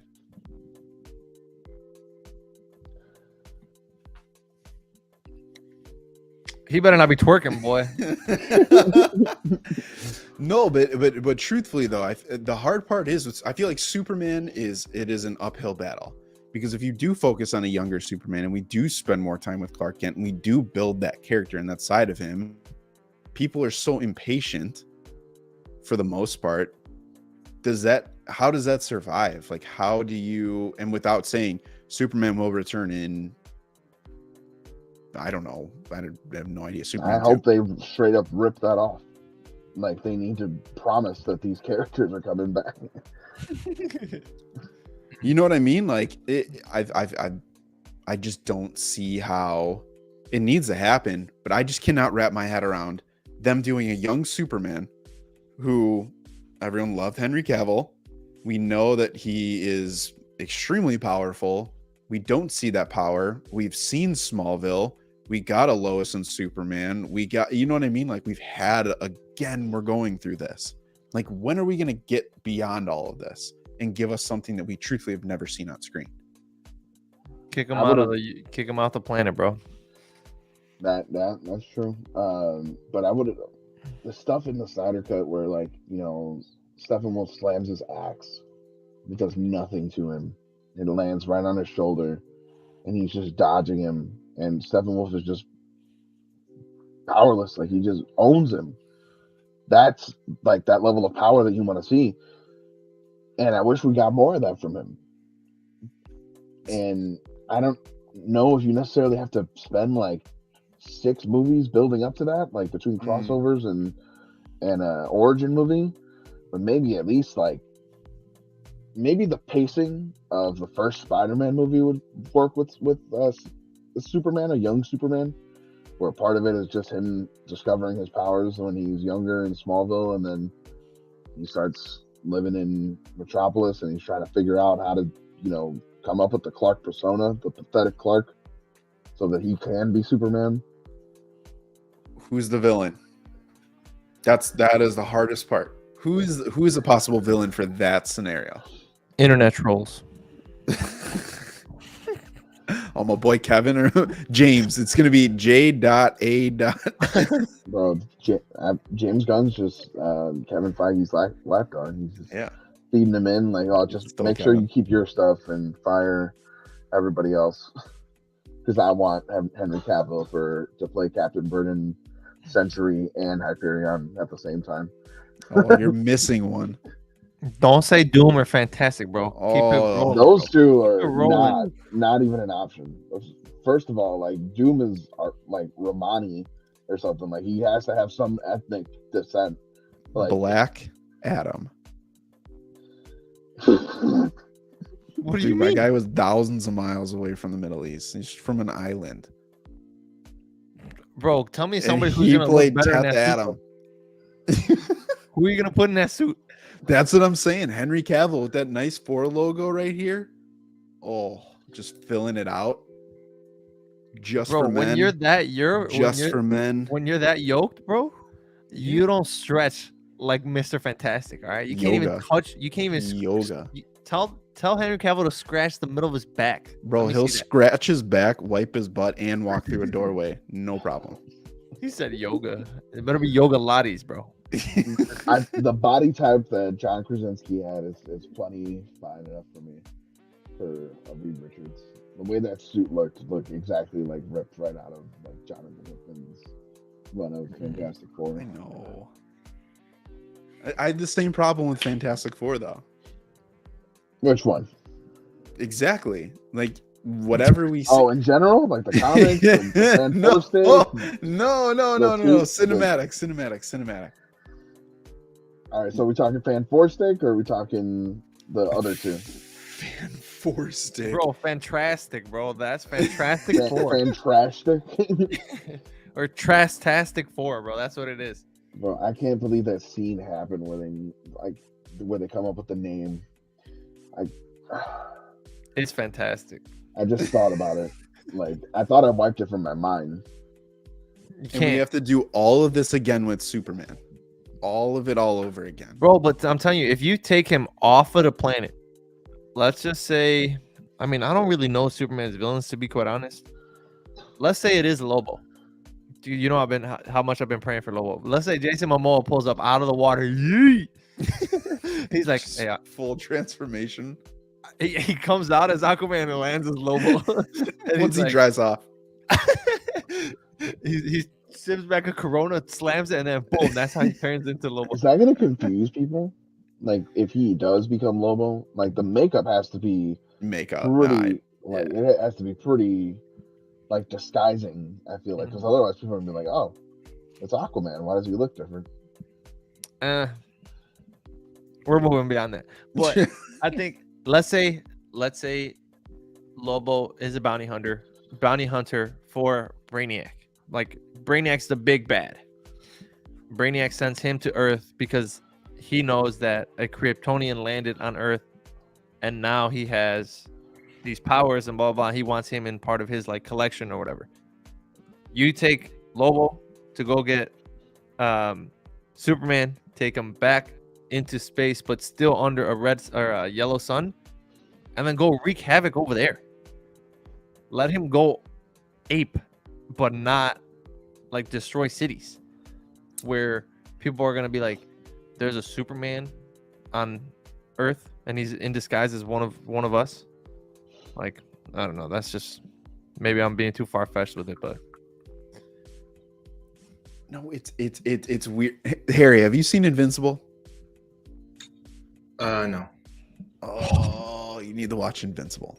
And The Boys. Yeah, forget everything else. Just get Amazon Prime. Okay. Delete everything else. Or just sail the 7 seas. Listen, well, I don't want to spoil anything for Invincible, but I feel like the thing that's always been missing for Superman for me is, especially from a young Superman standpoint, is that mentor. And really diving into the Fortress of Solitude and having that guidance from Jonathan Kent and whatever it might be. But it's just a hard character to start with, because even if you do have a Lobo come down, then what? What does Batman think about that? What does Flash think about that? Did Wonder Woman know, like, what time period are they going to place these in? If you start with Batman, like, you already have a separate Batman in another universe. Like, Batman has to be like one of the middle people that you introduce. Who else are you going to start with? Wonder Woman? Green Lantern. Green Lantern? Green Lantern would be a good one. A good place to start, to be quite honest. I would do your idea where you don't even keep Green Lantern on Earth. I would say Hal Jordan is the first Green Lantern, and he has no interest in staying on Earth because he just hates it there. He hates people, and he wants to go learn how to, like, run with the Survey Corps for the Green Lantern Corps. And then he has to deal with like the other Lantern colors out in space. So would you guys like a DCU that starts space base? 100%. Well, if you're gonna bring in those heavy hitters, bro, like Superman, Martian Manhunter. I mean, even the Hawkman that we got from what's over here, Black Adam. Like those are, I think, top tier characters in terms of strength. When you have them on Earth and you have somebody who's just a human being who punches people through the wall, that they're still not going to keep up with you, you know? Part of it is this, like, the DC, like, mythos is just very silly. So, like, trying to make it as realistic as Batman is just going to make it even sillier. Like, Batman needs a level up to, like, be on par with them with, like, stuff like armor and, like, better gadgets, tech, like, contingency plans, like, showing off that he has these things in the back pocket any time. Like, he's done his research, he's ready to go. Like, you can't have Pattinson doing that. Like, Pattinson barely could crack the Riddler's, like, little game. Go do that a year 2 and then come talk to me. But it's true. That's the Iron Man piece of it, though. If we're being honest, the only way that Iron Man was able to keep up with everyone was truthfully because of his suit.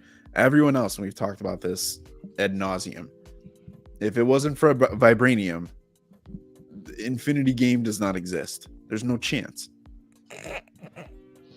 I will always refer to it as Infinity Game with you guys. Just know that forever. I'm here for it. All right, I'm kicking this to Harry first. Fancast, Superman.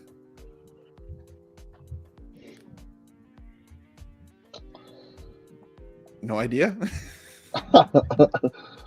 Henry Havel. Wait. I thought you couldn't hear us for a second. Henry Havel. That's good. I do like that. He's just gonna show up with a mustache and be like, I don't know what you're talking about. Can you guys CGI this? Put it on. Put it on me every time. Dude, it's for me complete opposite of a young Superman. Give me the grizzly veteran who doesn't shave, he doesn't care, he's battle hardened, and he is coming back to Earth and be like, let me sit down and tell you a story. I've done all this. And then boom, pass the mantle on to someone else. Don't let him stay around too long. It's the only way. You have to nerf Superman. I'm sorry. You have to depower him. And the best way to do that, let's just call it kryptonite poisoning. Let's call it something in here. They don't figure it out until the next people come. Whatever it might be. For me, I'm casting Superman old. I think that's why I loved Man of Steel so much, is because when there's a scene where Henry Cavill, you can see that he has chest hair and he has this big beard, and he's human. They really did a good job of humanizing him, and I think that was the first movie that Superman was like that. He had facial hair and he had chest hair, and it was just really, really down to earth. As far as fan casting, I'm gonna take a different route. I would pick I think his name is AJ Appa. Or Apa. Oh, KJ. Is it from, KJ? From Riverdale. Yes, I know who you're talking about. Yeah, I think with the right push, they could really pull that off. That's interesting. Do you keep him? Like, is he a 10-year contract kind of guy, or do you keep him for a couple movies, time skip, and then recast? Please don't recast. Don't even say the word. Oh man, Harry's gonna have some PTSD over here. But it's funny that you get to recast him as Henry Cavill. Yeah. Oh, what if that was the trick the whole time? Bro, they can't pull stunts like that, bro. Come on. I don't care. Do it. That's my vote. Give me a 2-3 movie, young guy, bam, time flip. Someone floats down from space. walking out of the shadows. No. Loading Black bicep. Adam, we need to talk.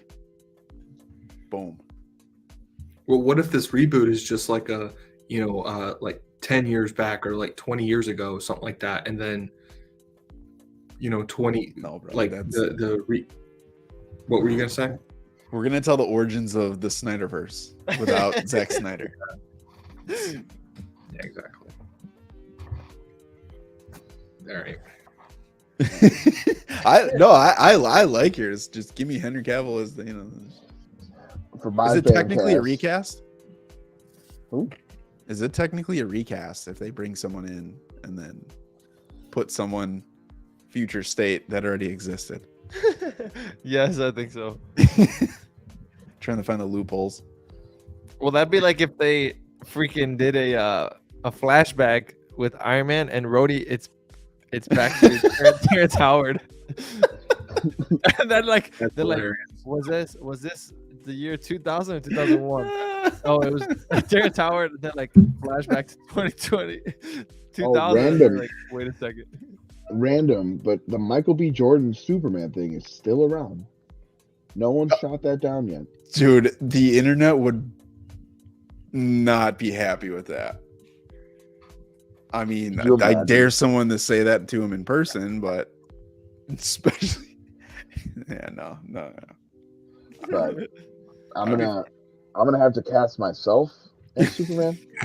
Yeah, you got the first part of what I want right 'Cause I here. got the beard, I got the the little curls, I got chest hair, so I'm perfect. You check part of my box, you check part of Harry's box. This is good. No, but This is good. for me, I feel like the youth. We gotta go with youth, especially if they're gonna play with the long game. As much as I would love to, I agree. I want to see an older Superman. I just kind of feel like I want to see him get old. I just have Oh I my have God. I have no faith. I have no faith that they can do it. Bro, read this comment. Uh-oh. We got a comment on here. Yeah. All right, Black Cat's 72. Superman is just gonna be Kevin Hart in the Rock in a trench coat. This guy went off. That's Who's on whose shoulders though? Because Kevin Hart my doesn't have wife. his. Oh, is it? Yeah. Dude, shout out to you for that. That's hilarious. Okay, real question though. Who's standing on whose shoulders? I mean, it's 'Cause- got to be Kevin. Kevin can't hold up the Rock. I'm just saying though. You got the Rock and the Pebble right next to each other, dude. I don't know. Oh, Kevin Hart man. doesn't have the same shoulders though. That's funny. Oh, that's funny. No, I don't. Wait, I real really quick. don't- Thumbs down for thinking it was someone that was outside watching the live stream. Like, yes, She's been watching. she's in the room. This is a guy. Well, she's literally like has it on her phone. Oh, I love it. I love it. But no, like I really don't have anyone in mind to fan cast. For me, I felt like the person that looked the best out of all the people that like just literally the face. Tom Welling. If we can get someone that looks a little bit like Tom Welling's facial structure Yeah. for a young Superman, that's my vote. Otherwise, I don't know. The guy that plays Superman in Lois and Clark, I don't know why I don't see Superman when I see his face. No, he will Yeah, forever. He will forever be. What's his face from Teen Wolf? I've Derek. never seen it. Derek, yes, sir. Dude, Teen Wolf's low key was good. I like Bro, Teen Wolf was it before people knew what it was. that. That's all I know. The MTV part always scared people off. Yeah, I know. Like, what do you do? I'm like, I can't do anything tonight. They're like, why not? I'm like, I'm watching Teen Wolf. He's It's like, Teen Wolf oh, season, bro. okay. True alpha. That's all I gotta say. Yes, sir. True alpha. You guys got anyone in mind? Or I know you want I'm an old scrolling man. through here, and the only person that's coming up, bro's got to put on some meat, is my boy Timothy Chevrolet. Or what? Yes, Timothy Chevrolet. It's so cool. He's gonna pull out. Yeet. He's gonna pull Well, out. he You think you're the fastest man, Flash? He'd be good in Flashpoint with that like old like The super skinny one. Yeah. I heard a lot of people actually. I don't necessarily agree with this, but Taron Egerton. Yeah. He's a little short, ain't he? Yeah, he's like 5'8", 5'6". Kevin Hart's Short king, baby. 5'11". Bro, is this a rant? Are we ranting? I don't know. I'm sorry, but with my old Superman, Joe Manganiello. Ooh, yes. Old would be solid, especially because they did Old Boy dirty. I'm trying to look at my pops here and get some inspiration here. So, as far as him looking jacked, like some of my favorite renditions in the comics, at least for Superman, he doesn't look toned at all. Like he's just like, you know, got like just the slightest bit of definition to him. He looks like a normal average guy. When you put on the suit, it looks like he's just. That's like the Invincible thing I was saying. That's why I didn't want to get into it, but that's like my comparison to the type of Superman that I'd like. When you put on the suit, like you don't look like you've been like taking steroids for 3,000 years. Like your muscles don't have muscles like on top of muscles. Yeah. And like just because you're metahuman doesn't mean you gotta be like the most ripped person on the planet. Dude, that was one of the best things I read when I went through this stuff of Spider-Man. I read Spider-Man's, and that was one of the changes of making him like the everyday relatable. Like he doesn't need to be drawn with every single possible muscle bulging out of his suit. I mean, like, that was a big 90s thing with the comics. Like 90s, everything muscle on top of muscles that didn't exist needed to be on these people's bodies. And you need the Dragon Ball Z effect. Yeah, for sure. A lot of that those Japanese comics had really, really buff dudes, like going all the way back to JoJo's Bizarre Adventure. When they were like 8, though. Yeah, you get an 8-year-old. No, those dudes were like in middle school, dude. If you look up any of the JoJo's Bizarre Adventure people, jacked, shredded 8th grader. Like it does not make any sense. But then like they translated that over to the American side of things. It just became this big trend. Like everything was edgy. Everybody had like unnecessary amount of pouches, like to store God knows what on their belts, on their chests, on their backs. Like they didn't know what a backpack was. Like yep. But that we moved away from that, and you know, not slimmer and lean can equal just as much strength. If anything, it's scarier. Like when you see it from something that is just like the average guy. For sure. And I think those are the characters too, when you get into the point when they get into like their third act, their final scenes, and they're really turning that emotion and stuff on, where it's more of like when you smash someone and you're getting like wall breaks, building, street crash, like they start doing like damage to their surrounding areas. I'm like, ooh. Have you guys ever seen the animated movie for Superman? It's called All-Star Superman. It adapts the comic pretty well. Maybe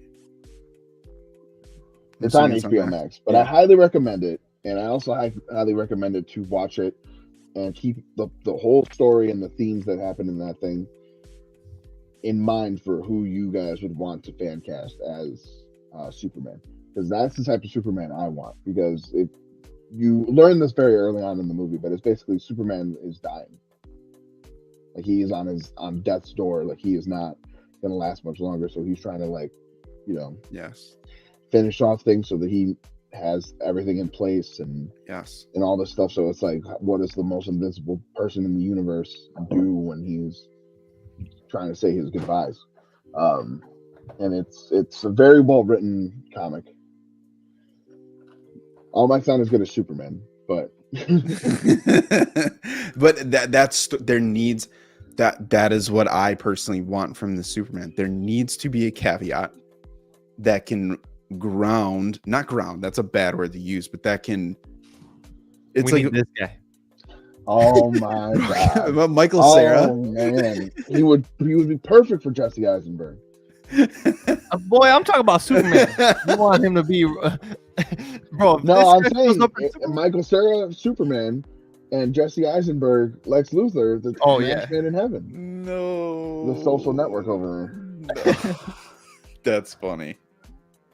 Bro, for some reason, I feel like the guy who plays Beast, he might be decent. Oh yeah, that's one that I thought of, but I don't know if he's young enough. Like if they're going for people younger. compare him more to like the Christopher Reeves or Reeves, yeah. I don't know if he fit the bill though. Yeah, he's not Yoke Nation yet. That's okay though if they do a young. I mean, if my guy that's playing Adam Warlock can go from getting bitten by a spider and We Are the Millers to looking like, oh my God knows what now, you give him time. Richard Madden, my wife says, just dropped it in the comments. He would be good, but my old boy's Icarus. He already flew too close to the sun. That's true. Now you look at some of these ones without the beard, and yeah, I could see it. I never knew this guy's name. Bro, give me Shia LaBeouf. Shia LaBeouf. He'd be like, just do it.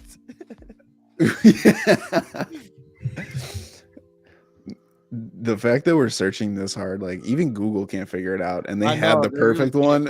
Who's the perfect Superman? Autofill. And So I keep seeing people like do the thing with him just being in the in only the Superman getup, but he needs to pull off the Clark Kent getup as well. He's got to be able to do both. Who? Whoever they fan. Like okay. Some of and you'll see this if you guys ever watch that Ultimate All-Star Superman. It goes into detail of like how he's been able to get away with his entire life, not being found out as Superman, only with the Clark Kent glasses. It's more about like how he like positions, like postures himself and like acts like the character personality that he like acts like Clark Kent. So you want Joaquin Phoenix? I didn't say that. Bro, you can't tell me that if you're standing next to Clark Kent and something goes down right next to you, he's gonna say, "What is that?" You look the opposite way, bro. Disappears, saves him, and you're like, "Wait, where'd you go?" You're never gonna question who the guy is. Don't even have him as like a Find My Friend. If you Bro, there's a scene in his back pocket. There's a scene in that movie where he literally, like, convincingly, for me at least, gets one over on Lex Luthor about him being Superman as Clark Kent. I'm here for it.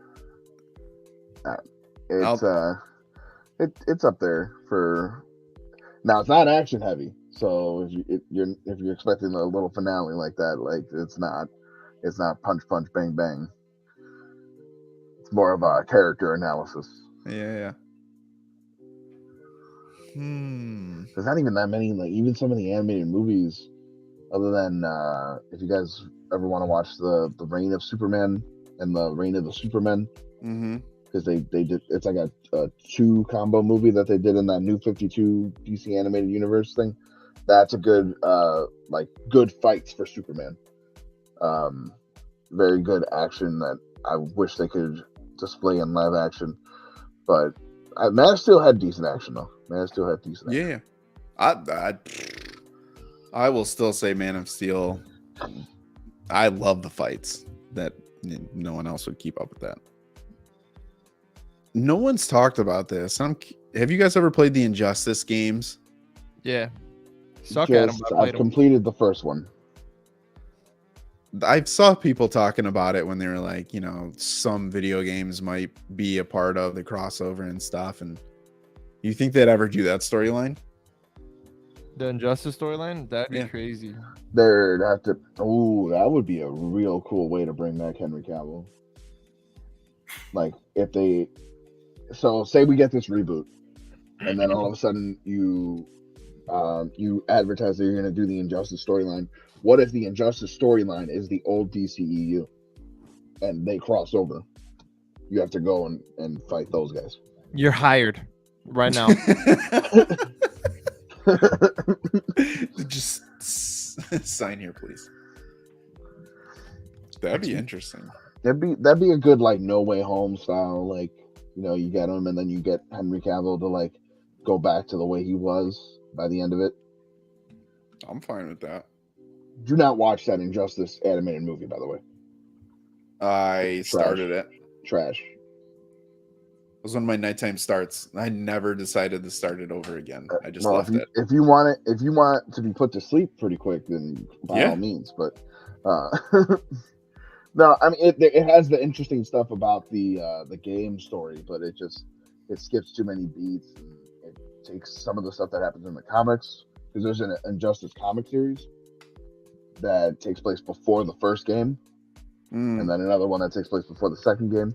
And they take a couple things from there, and this is not enough. That needs to be like a television program. Yeah, an animated like 26 episode series. Would you guys be cool if they animated some of these stories?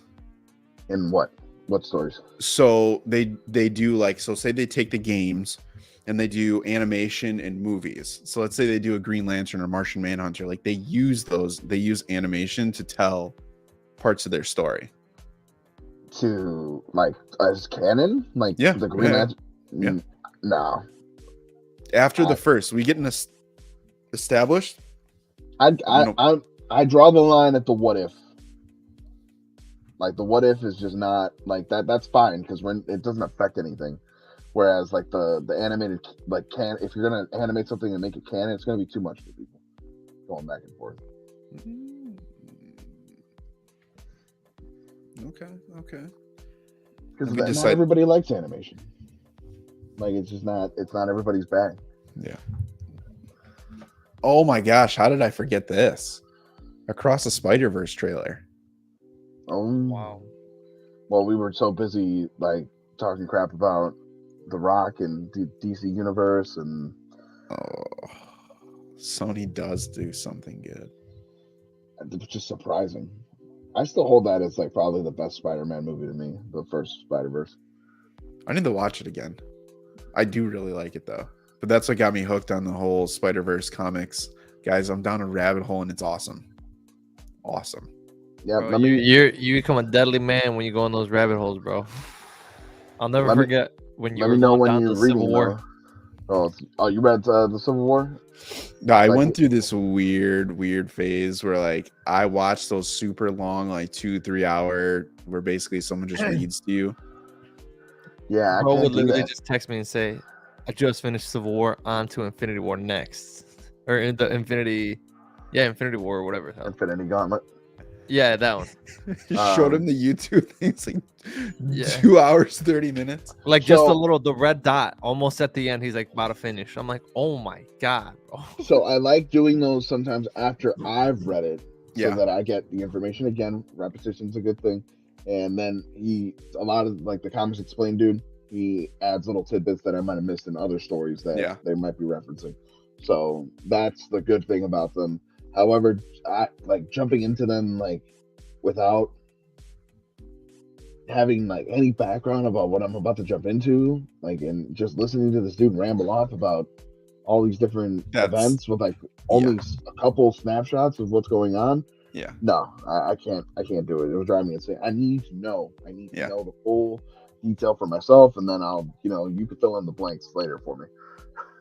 Well, that's why I started with that. I stopped it. Then I started Spider-Verse #1. And then I was like, wait, this is like the fourth thing that I should be reading on this. So I went all the way back to the Amazing Spider-Man #9. And then I started from there. Wait, what? Oh, the reboot of Amazing Spider-Man. I was like, you went back to the 60s, bro? No, like, no. 2014, 2015. No. That's it, though. I still have fan cast Superman up. Well, fellas, we're coming to a close, man. 2022 final live stream. Next week we have holiday. I'm just conditioned to say holiday because of work, but whether you celebrate, you don't, enjoy. However, last thing, anything that you guys wanted to talk about, mention, ask a question, speak now, forever hold your peace. Yeet. No, not the Yee, bro. Yo, I'll say this. If John Cena stays in the DCU and The Rock doesn't, John Cena's officially a better actor than The Rock. ooh, Cheaper. I don't know.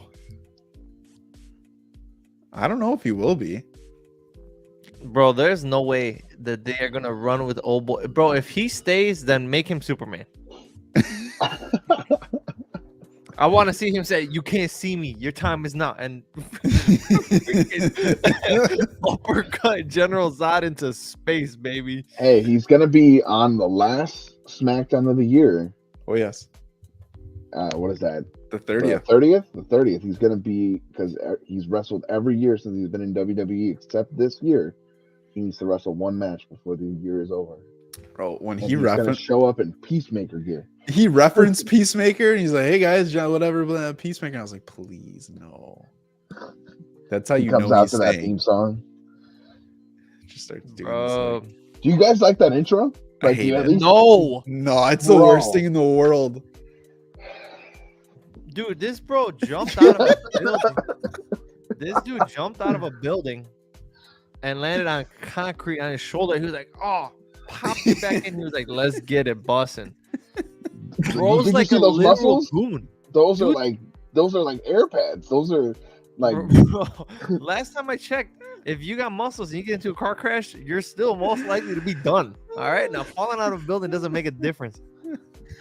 nah, man. Those things, there's like airbags. Those it doesn't even matter. Bruh. Here's what I gotta say. Wait, so what do you guys like about that show? Like, do you guys just unanimously not like anything about it? 'Cause we haven't really discussed that. Like, I haven't gotten that out of you guys, other than you guys don't like his humor. It's the humor aspects of things where the I'm like, humor, I pause yeah. it and I'm like, do I still have 30 minutes of this or 20 minutes of this? Like, no. And then I pause it again and the joke is still going and I have 20 minutes left. And I'm like, please. Yeah, and I mean, I couldn't care less about the butterfly storyline, but whatever. Yeah, it was all right. I liked him in Suicide Squad though. I did. I liked him in I've- Suicide Squad. I did not need any more. I like Okay. him in Suicide Squad. a lot. I get that. I get it. So when you guys told me that you guys didn't like it, I was just like, what? Like, because like everybody I know, like usually like IRL, like they all like thought it was hilarious, like and all that. Like, you know, we like that Family Guy. Like, it's kind of like Family Guy humor, like in that show. Like, I kind of put it in that ballpark. Mhm. I don't know. I don't know, man, It's bro. kind of like shock value humor, you know? Bro, that's like slapstick, dude. Like Vigilante got caught by the police, and he's making all these weird faces. And he's like, "What are you doing?" He's like, "I'm making sure that they don't have a positive ID on me." Like, like that's the kind of humor. It's like, dude, that's not humor. That's just flat out stupidity, bro. So like I cannot laugh at always Sunny in Philadelphia, like that type of stuff. No, it's always raining out here, but I'm not watching that. Okay. I'm just like- trying to like pin the humor button here. Like, I Yeah. thought Family Guy was a good example, but No, Family Guy. I'm laughing, bro. I'm on the ground. I'm like, dude, these guys are crazy. It's But because it was John Cena. no, I just don't know, bro. I think. well, I mean, he it's just both. mentioned Vigilante wasn't funny, so I mean, I get it. No, that's fair. I don't know. I was having a good time with it, and I don't know. You're not alone though, because I've asked some people at work that I talked to, and I was like, "Oh, you guys should check out Peacemaker." I was like, "Oh, I did." Didn't like it. I don't like John Cena. Like, I don't know what it is about the man. Like, I find him lovable. Like, I don't know. I'll say, listen, we said it. If I had a choice and you say there's a superhero, you can either have The Rock or you can have John Cena. I'm going to pick John Cena over The Rock. Maybe unpopular opinion. And you don't know who the superhero is or villain, I'll take my chances with Cena because I feel like he might be able to adapt, versus The Rock is definitely not going to adapt. Bro, when's the last time you seen a Rock adapt? You don't. It actually just sits The there. movie adapts. The movie adapts to him. Come talk to me when you see a rock on the floor and it Dude. adapts. Okay, it doesn't do that. That's why he's called the Rock. He stays. I'm sorry, but every movie he's in is going to be Dwayne Johnson presents this movie. That's it. There's 4 movies where you take a cutscene and they're completely different movies, but the same exact outfit, same exact scene. Black Adam. No, that one's not part of that, but it was like okay. Jumanji, Journey into the Center of the Earth or whatever. There's like 4 movies where he's wearing that. Yeah. And then they're like, these are. Let me just tell you, these are 4 different movies. But my closing statement is, regardless of appreciation or hate, the nerds or whatever you want to call us, we're eating good. I'm talking about, this has been, well, with the exception of DC, we have had like non-stop content. So couldn't be happier. I'll say the last 4 releases that DC has for the cinema, they were all good, at least to me. Or not, I mean, Snyder Cut wasn't in the theaters, but you know, you had Snyder Cut, you had the Suicide Squad, you had Black Adam, and then what's the 4th one? The Batman. There you go. I mean, Black Adam's the weakest one, obviously, but you know, they had something going. Yeah, that's but fair. The Batman was an acquired taste. Oh my! You waited until 2 hours and 5 minutes to throw controversy into the universe. I'm sorry. So the Batman and the Joker, bro. You got okay. Yeah, I like the movie, but there are people out there that hate it for some odd reason. I had in the people ask me like, oh, the Batman movie, is it worth watching? And I'm like, yeah, I really liked it. Watch it. And they come back and they're just like, I did not like that at all. Bro, I've had more people say that than minus the last 30 minutes. I will say that I didn't think it needed to be 3 hours. Yeah. I can give you that. Yeah. I'll tell you, a rewatch felt long. The first time I watched it, I was hyped, but the second time I was like, damn, this is long, bro. Did you see it in theater the second time? Yeah, both times. Yeah. It felt different.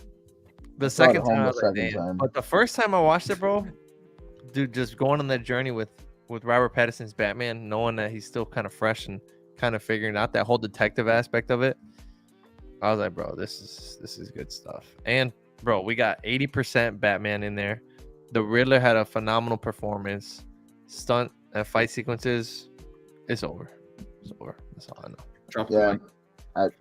Again, for me, I like the whole movie. They're just personal little gripes that they're just me. Like it's not to the movie's fault in any way. The Batman cowl bugs me. Like it just looks weird to me. And no matter how many times I try to look at it, I've looked at toys, I've looked at still images. Something about it just doesn't look right to me compared to the other ones. Bro, I thought that was the cleanest fit he had. The outfit is raw. Like I love the fit. Like everything about it's just literally right here. Like this part of the cowl, it's like smush face. Like the nose is like smushed. Did you like how he had like the black and everything underneath on his face? That's fine. I like that. I mean, I liked his performance. I liked all that. I liked almost all the performances. The only one is that dude from Transformers, the original Transformers, playing Falcone. I literally thought he was gonna break character at any time and be that guy from Transformers. I watched those movies a lot, bro. So it's just that's my bias. That's my I can't unsee him in that role. So when I saw him play, I felt like he was trying really hard to play a gangster because he was still that character trying to play a gangster. But that's just me. I can't undo it. I've tried. The second time I watched it, I was like, get it out of your head. It's not his fault. It's yours. Penguin. Selena Kyle, fantastic. Bro, when she was just looking at old boy, I was like, man, I'm moving to Gotham, bro. I'll take my chance. Dude, I love how unforgiving that city looked. Bro, that city, you cannot miss a beat in that city, bro. They made Chicago look on point for real, though. They put us on the map, baby. Let's go. That's true. No, the opening sequence when he's just walking and it's that monologue and you get that freaking, what do they call it? Drip? No. What was the drug that they're all taking? Or the freaking, what's it called? Drops? I don't know. Whatever that was, whatever was at that huge Penguin factory, the drug that, and they had the drop head, I think it was. You know what I'm talking about? Drops. Yeah, that drop head in the beginning where it's like just that green face. He goes in there and like robs the convenience store. I was like, bro. And then they have like multiple cut scenes where it's like people that might be getting approached by the Batman. And you're like, dude, the suspense is real. I got two favorite scenes from the movie, and I don't know what else you guys got, but the way the chase scene with the Batmobile was shot, bro, that vehicle felt vicious, and the way it was shot felt so intense, so personal, and it was beautiful. The second one is the hallway scene where he's straight up just getting fully unloaded, and the lights from the guns are illuminating him, and you just see him like in between the gunshots, like. That's actually how they filmed it. Like I mean, they were prop guns, but the actual lights from the gun, or if I'm not mistaken, like the recoil of the fire, whatever. That's how it was filmed. It was perfect. The minute details. The only thing that bothers me about that scene, though, is that like don't do it. They just raise it up a little bit, just a little bit. Like he's got nothing going on here, and you guys could have just drug him down the rest of the hallway.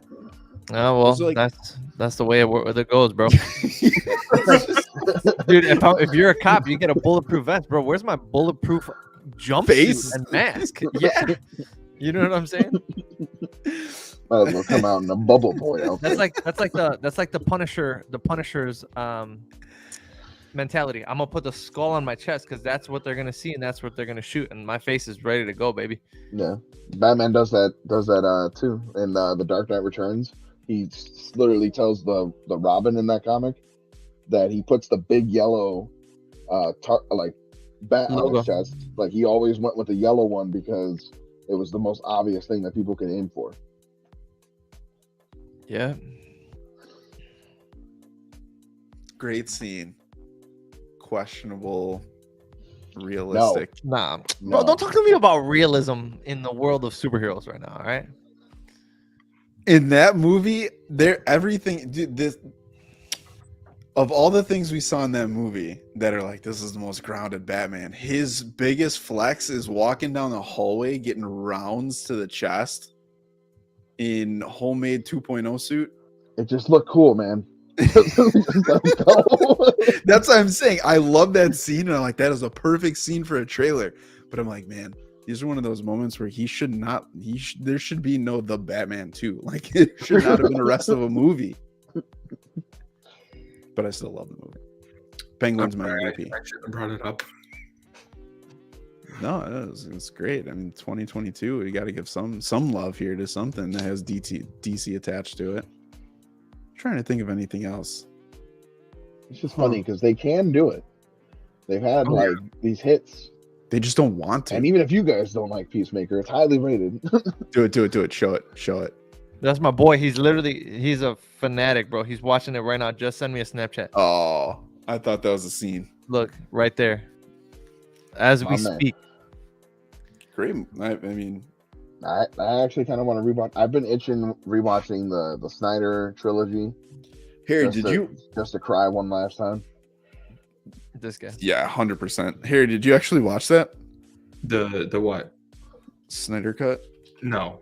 I want to watch that. I want to watch the Batman again.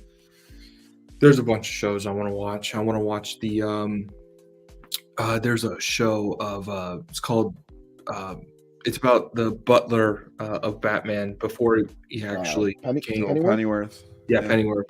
It's on HBO Max. Bro. Oh, I thought you guys were talking about Pennywise. I'm like, bro, that's the clown. Titan season 4 is going on right now.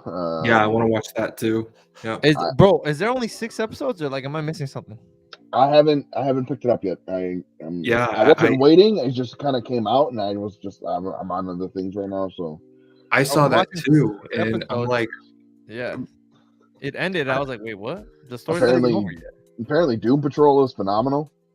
Bro, I've been seeing stuff about that. Doom Patrol is a weird watch, bro. Like season 1 I watched, then I started season 2 and I was like, bro, this is crazy. They're literally doing some I've seen a lot of weird stuff in my day. Yeah. The things I've seen would shock you. All right, fellas, I leave you with this. Aquaman 2's reported budget is $205 million, making it one of DC's most expensive movies. Justice League was $300 million, Man of Steel $225.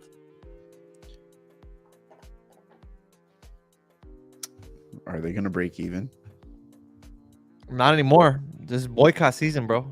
They have like a triple boycott on this movie now. The movie itself, shout out to Amber Heard. Then straight ship jumper.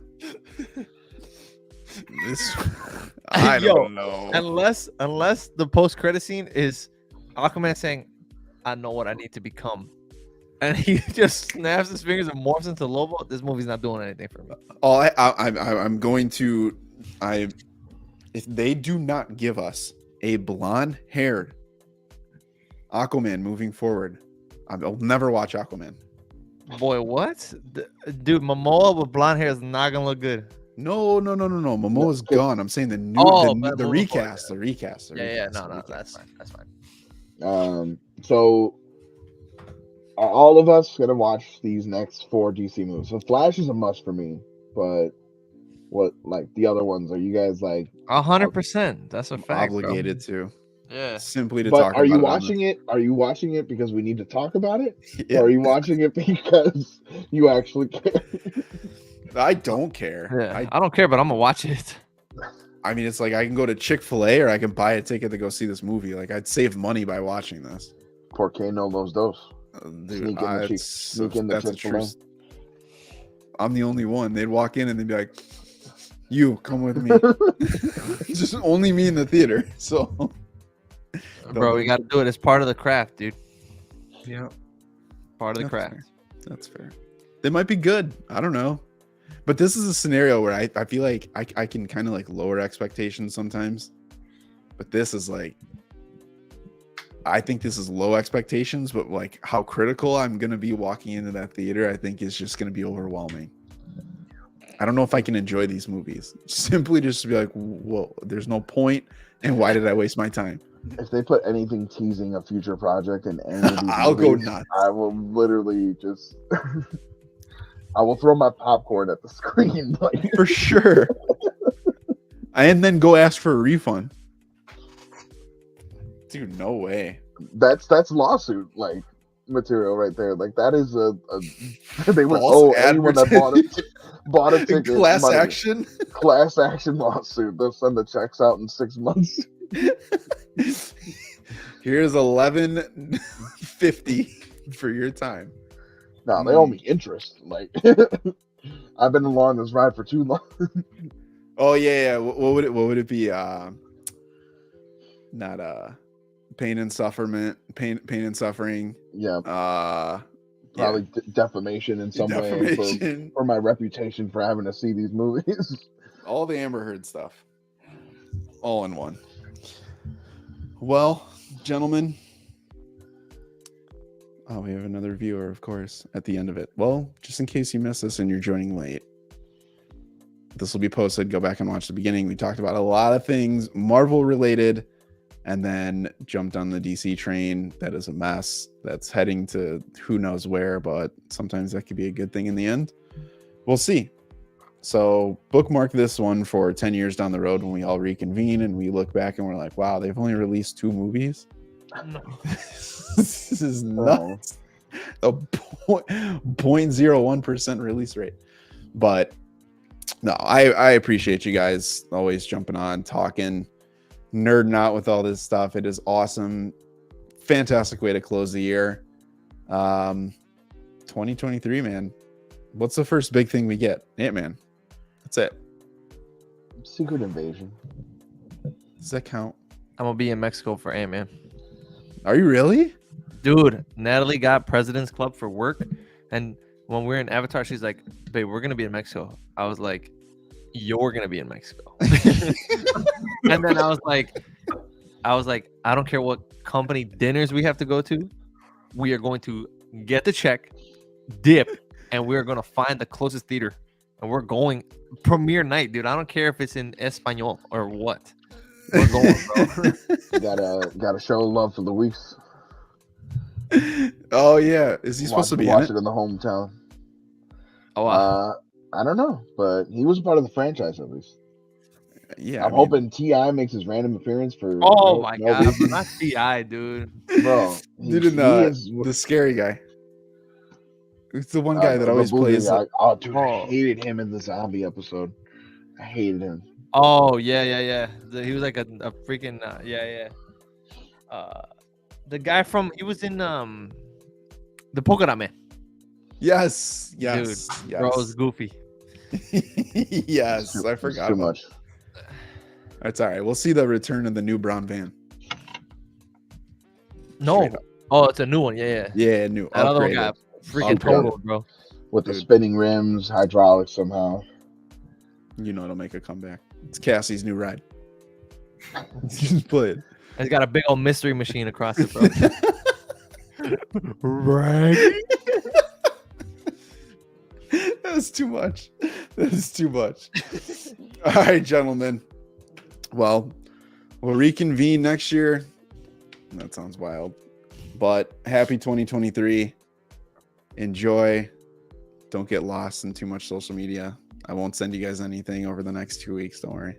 Bro, don't change your profile, dude. That's it. Pick a profile for the rest of the year. That's all I ask. These characters, I'm enjoying new characters. I'm gonna pick one. That picture on my TikTok has been my Twitter picture and then the TikTok picture since like 2011.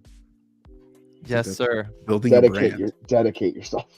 Building a brand. I change everything, even the video on my actual page. I'll find one. Harry, I need you to create a new thing for me. Okay. It'll be Yeet Lou. Yeet Lou. There we go. Yeah, Yeet Lou. All right, guys. Appreciate you. And we will see you guys in the next one. Oh, yeah. Oh, I got my stuff in the way. Bam. Appreciate it. See ya.